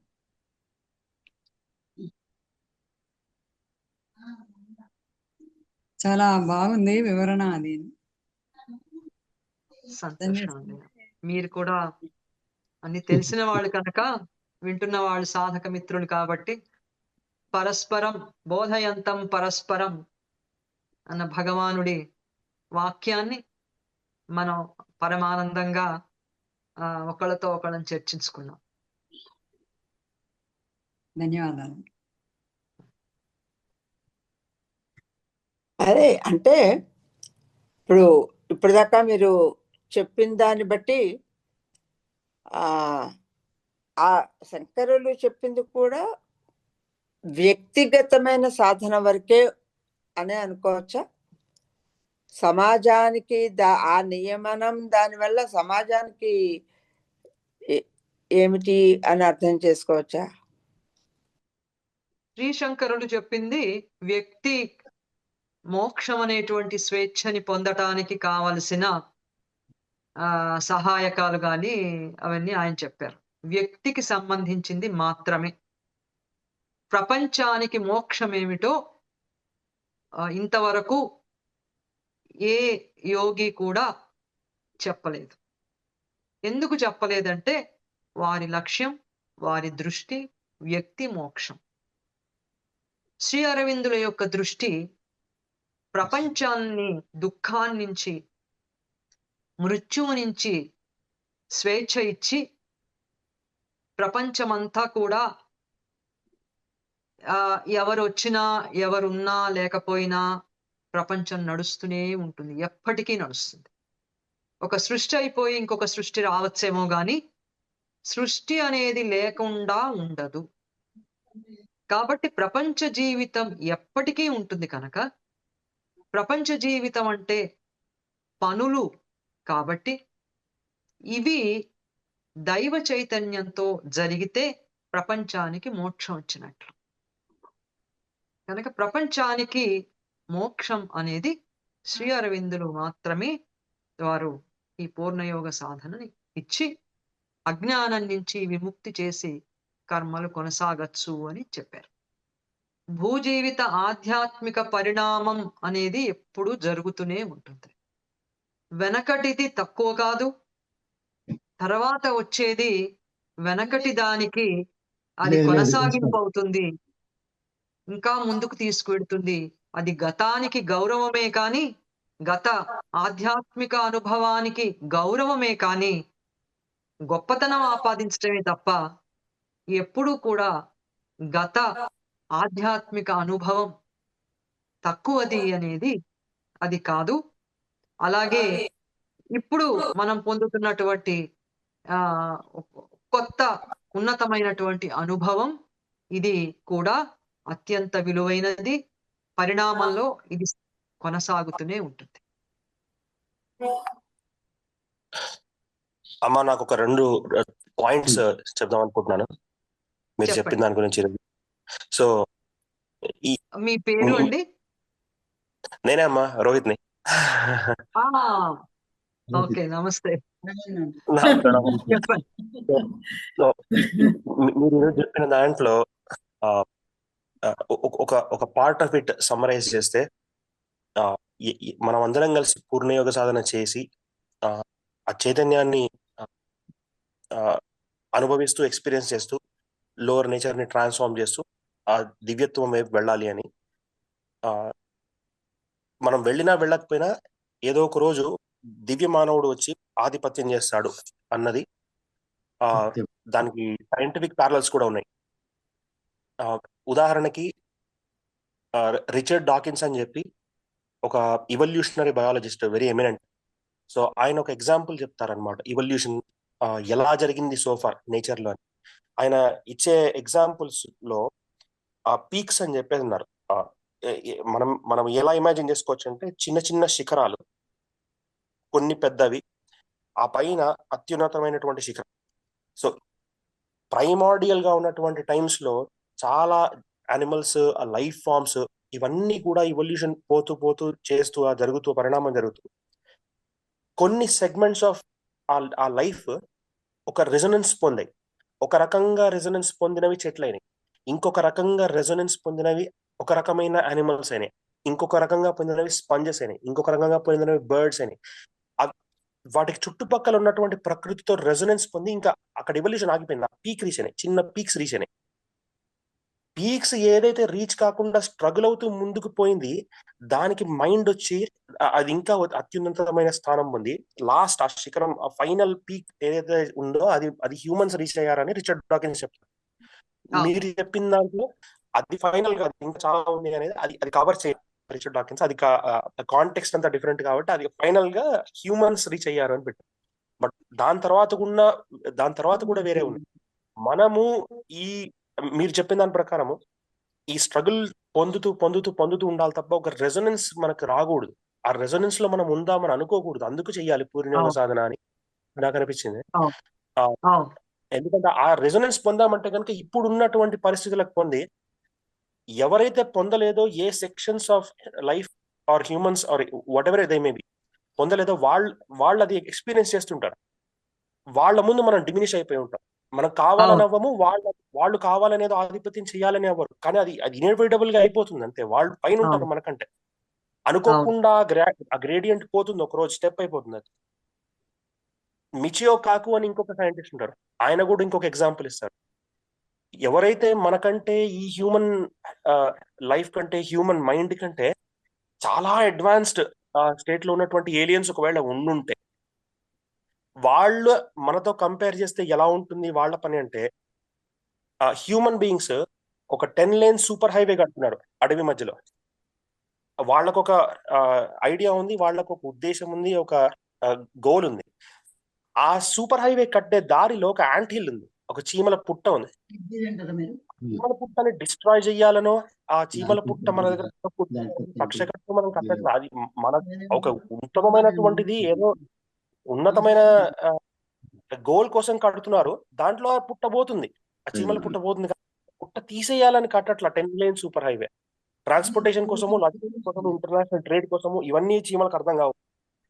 అటువంటి పరిణామం వచ్చి ఎలా అయితే ఆ కాంట్రాస్ట్ క్రియేట్ అవుతుందో ఈ లైఫ్ ఫార్మ్స్ మధ్యలో, అటువంటి కాంట్రాస్ట్ ఎప్పుడో క్రియేట్ అవుతుంది అని అనిపించింది. ఇదంతా తోసి దీంట్లోకి ఇలా ఇన్బైబ్ అయింది. Just wanted to share my thoughts. చాలా బాగా అనలైజ్ చేసావు. ఇప్పుడు లేటెస్ట్ సైన్స్ తో కంపేర్ చేసి చాలా బాగా అనలైజ్ చేసావు. నిజం, అలాగే అయిపోతాము. అవును, వెరీ ట్రూ. ఇన్ఫాక్ట్ తెల్హాట్ ది షార్దే అని ఇంకొక ఆయన, హీ వాజ్ అ పాథాలజిస్ట్ అనుకుంటాను, ప్యాలెంటాలజిస్ట్. ఆయన కూడా ఈ ఫాజిల్స్ అన్ని చదివి చెప్పాడు, నెక్స్ట్ మనిషిని మించిన ఇంకొక స్పీషీస్ కాకపోతే. అందుకే సైన్స్ కూడా నెమ్మదిగా చిన్న చిన్న స్టెప్స్ వేసుకుంటూ ఇటైపోయి వస్తుంది. So the difference between man and Superman will be the difference between a monkey and a man, almost. Monkey తెల్లబద్ద కొట్టుకున్న మనిషి అలా ఆలోచిస్తాడో దానికి అందదు. చెప్పారు, చెప్పండి. మానవుడు సూపర్ మ్యాన్ అవుతాడంటే నమ్మశక్యం కాదు, ఎవరు నమ్మడం చాలా కష్టం. అది ఎలా ఉంటుంది అంటే ఒక కంపారిజన్ చెప్పారు. ఒక కంపారిజన్ కాదు, ఒక సిమిలి. అదేమంటే ఇవల్యూషన్ లో వెనక చెట్ల మీద తిరుగుతున్న కోతి దగ్గరికి వెళ్ళి, ఓ కోతి, నువ్వు రాబోయే భవిష్యత్తులో మానవుడిగా నువ్వు పరిణామం పొందుతావు ఇవల్యూషన్ లో అంటే, అదేమనేది అంటే, పోవాయి చెప్పొచ్చావు, నేను మహా అయితే ఇవల్యూషన్ లో ఇంకా పెద్ద కోతిని అవుతా, ఇంకా పెద్ద తోక ఉంటుంది, ఇంకా లాఘవంగా ఈజీగా కొమ్మలు మించి దూకి వెళ్ళిపోగలుగుతా, గాని మనిషి కావడం ఏంటి, మనిషి చెప్పావులే అంటుంది. అట్లాగే ఇప్పుడు కూడా ఉన్న మనిషి కూడా మన భవిష్యత్తులో ఇప్పుడు మనసు కంటే ఉన్నతమైన సూపర్ మైండ్ వస్తుందంటే నమ్మడం అనేది కష్టమే అన్నారు ఆయన. నమస్కారం దీది. నమస్కారం అండి. దీది, నాకు ఒక ప్రశ్న ఏంటంటే, అంటే తప్పుగా అస్సలు భావించకండి, చాలా అమాయకత్వంతోనే అడుగుతుండొచ్చేమో. అయితే జనరల్ గా మనకి ఇప్పుడు ఈ ప్రజెంట్ సిస్టమ్ ఆఫ్ ఎడ్యుకేషన్ లో ఎలా ఉండింది అంటే, ఏదైనా ఒక కాన్సెప్ట్ మనకు రావాలి అంటే ఈ పర్టికులర్ థియరీ నేర్చుకుంటే సరిపోతుంది, ఈ థియరం నేర్చుకో, ఈ ఫార్ములా నేర్చుకో అని మనం మ్యాథమెటిక్స్ లో, సైన్స్ లో కానీ అలా చెప్తాము. ఇన్ ద సేమ్ వే ఏదైనా ఒక వ్యక్తి అంటే ఇప్పుడు శ్రీ అరవిందులు ప్రతిపాదించినటువంటి పూర్ణయోగ సాధన సాధించాలి అంటే అటువంటి ప్రిస్క్రైబ్డ్ మెన్యూ గాని, ప్రిస్క్రైబ్డ్ ఏదైనా ఒక ఏమంటారు, ఒక పాత్ గాని ఏమైనా ఉందా అనేది ఒక ప్రశ్న అన్నమాట. అంటే భగవద్గీత గురించి తప్పకుండా నేర్చుకోవాలి, మనకు శ్రీ అరవిందులు ప్రతిపాదించినటువంటి సిద్ధాంతాలు తప్పకుండా చదవాలి, బట్ స్టిల్ ఒక ప్యాకేజ్ లాగా ఒక ప్రిస్క్రైబ్డ్ గా ఏమైనా ఉండిందా? సో అది ఒక అంటే క్లియర్ చేయండి అది డౌట్. ఎడ్యుకేషన్ మీద చాలా డీప్ గా మదరు మాస్టర్ ఇద్దరు చెప్పారు. ఎడ్యుకేషన్, ఇప్పుడున్న ఎడ్యుకేషన్ అనేది అసలు ఎడ్యుకేషనే కాదు. అవును, అవును. సో ఫిజికల్ ఎడ్యుకేషన్, ఇప్పుడు మనం ఏదైతే ఇప్పుడు చెప్పుకున్నామో ట్రాన్స్ఫర్మేషన్ కోసం, అలాగే ఫిజికల్, వైటల్, మైండ్, ఇవన్నీ ఎడ్యుకేషన్ ఉండాలి, ఇట్లా ఉండాలి అని వాళ్ళు చెప్పారు. పాండిచ్చేరిలో కూడా ఆ ఎడ్యుకేషన్ సిస్టమ్ ని వాళ్ళు ఇంప్లిమెంట్ చేశారు. గవర్నమెంట్ సెంటర్ కూడా రికగ్నైజ్ చేసింది. చాలా ఫ్రీగా ఉండే ఎడ్యుకేషన్. మనం దాన్ని ఎంతవరకు ఒప్పుకుంటాం అనేది చెప్పడం కూడా కష్టం, ఎందుకంటే మనం ఒక గ్రూవ్ లో ఉన్నాం ఇప్పుడు. ఈ గ్రూవ్ లో మనకి ఎండ్ రిజల్ట్ ఒకటి ఉంది మన మైండ్ లో. అది రీచ్ కావాలంటే ఇప్పుడున్న సిస్టమ్ అనే ఈ గురువులో పడిపోవాల్సిందే. కానీ ఎడ్యుకేషన్ మీద శ్రీ అరవిందులు గాని మదర్ గాని చాలా బాగా వాళ్ళు చెప్పారు. పాండిచ్చేరిలో వాళ్ళు ఇంప్లిమెంట్ చేసి చూపించారు. మేము అటువంటి ఎడ్యుకేషన్ ఆశ్రమం విజిట్ చెప్పాలి. చేసాం దీది. వెళ్ళారా? ఉమ్. ఆహా, ఓకే. ప్రిస్క్రైబ్డ్ గా అంటే ఇప్పుడు మరి అదంతా స్పిరిచువల్ జర్నీ, ఓకే దీది. ఎందుకంటే all life is yoga. Shri అవును. అరవిందుల the spiritual path. Okay. So world అంతా ఒప్పుకుంటుందా స్పిరిచువల్ పాత్? ఉమ్. మనం చేసేవన్నీ అజ్ఞానానికి అజ్ఞానపు పనులే కదా ప్రపంచంలో జరుగుతున్నాయి. ఒకళ్ళ అవును, మీద అవును. ఒకళ్ళు ఆధిపత్యం, అవును దీది. యుద్ధం, అవును. స్వార్థం, ఆసురీ ఇవన్నీ గుణాలు. పోవాలి అంటే వరల్డ్ ఒప్పుకుంటుందా? ఇప్పటికిప్పుడు ఒప్పుకోదు. ఓవర్ ఎ పీరియడ్ ఆఫ్ ఇవన్నీ టైం. పోవాలంటే ఈ సాధన ద్వారా మానవుడు చేంజ్ అవ్వాలి. అవ్వనంత కాలం సిస్టమ్ ఇట్లాగే ఉంటుంది. దీది. సో మాతారవిందులు మాత్రం చాలా వాళ్ళు డీప్ గా స్టడీ చేశారు, చెప్పారు. అది ఫాలో అవుతున్న స్కూల్స్ ఏమీ మనకి లేవు, ఉమ్. కష్టం. ఒకటి అరా ఉన్నాయేమో. కారణం ఏమంటే ఇదే, ఈ గ్రూవ్ లో లేకపోతే మనం అనుకునే ఎండ్ రిజల్ట్ రాదు. ఉమ్. కాబట్టి అట్లా వాళ్ళు చెప్పారు. ఓకే దీది. వాళ్ళు చెప్పిన ఎడ్యుకేషన్ అంతా మన బీయింగ్ ని ట్రాన్స్ఫార్మ్ చేసే ఎడ్యుకేషన్. ఓకే. సో ఎవరికి వాళ్ళు మనం తెలుసుకుంటూ మనల్ని మనం సారీ పాలిష్ చేసుకుంటూ వెళ్ళాలి. ప్రస్తుతం ప్రస్తుతం ఇప్పుడు జరగాల్సిన సాధన ఇండివిజువల్స్ సాధన చేయాలి, చాలా ఇంపార్టెంట్. అది దీది. ఇండివిజువల్స్ సాధన మీద పయనియర్స్ అనే వాళ్ళు వస్తే ఉమ్. వాళ్ళ ఎఫెక్ట్ ఉమ్. వరల్డ్ మీద ఉంటే అప్పుడు ఫాస్ట్ గా ట్రాన్స్ఫర్మేషన్ వచ్చేస్తుంది. ఓకే. ధన్యవాదాలు. మీ క్లాస్ వింటుంటే అసలు అమృతం చెవిలో పోసినట్టుగానే ఉంది. అసలు అద్భుతం. అది మీ ప్రేమకి గుర్తు. నిజంగా అరవిందుల వారిది అంతే. శ్రీ అరవిందుల లైవ్ లైవ్ లో ఆయన ఇలా చెప్తుంటే ఇలా జూమ్ ద్వారా మీతో ఇలా కమ్యూనికేట్ చేయడం అనేది మా అదృష్టంగానే భావిస్తున్నాము. చాలా ధన్యవాదాలు. మీ ధన్యవాదాలు. ప్రేమకి మీ ప్రేమకి ఆ, ఏం చెప్పాలి, మళ్ళీ ప్రేమే. శ్రీ అరవిందుల ఫిలాసఫీతో దాదాపుగా ఒక 10 సంవత్సరాల నుంచి అసోసియేట్ అయి ఉన్నాం దీది. హైదరాబాద్ లో యూనివర్సిటీ ఎదురుగా, ఉస్మానియా యూనివర్సిటీ అవును. ఎదురుగా ఇన్స్టిట్యూట్ ఆఫ్ హ్యూమన్ స్టడీ ఉంది కదా. అవును అవును, సో చలమణి ఉన్నారు కదా. చెల్లమ్మాయి దీది Sister దగ్గర Mai, నుంచి good ట్రైనింగ్ friend. తీసుకుంటున్నాము. ఇక్కడ మేము హన్మకొండలో ఉంటాము. ఆహా, సో స్కూల్ రన్ చేస్తున్నాము. ఆ స్కూల్ తో కాస్త కొంచెం అసోసియేట్ అయి ఉన్నాం అనమాట. ఓ బాగుంది.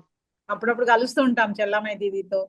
ఆహా, సో బాగుంది. నేను పర్సనల్ గా అంటే చాలా పరివర్తన చెందాను అని అనిపిస్తుంటది ఆ అసోసియేషన్ తర్వాత. ఆహా, చాలా ధన్యవాదాలు దీది. ధన్యవాదాలండి. నమస్కారం. నమస్కారం.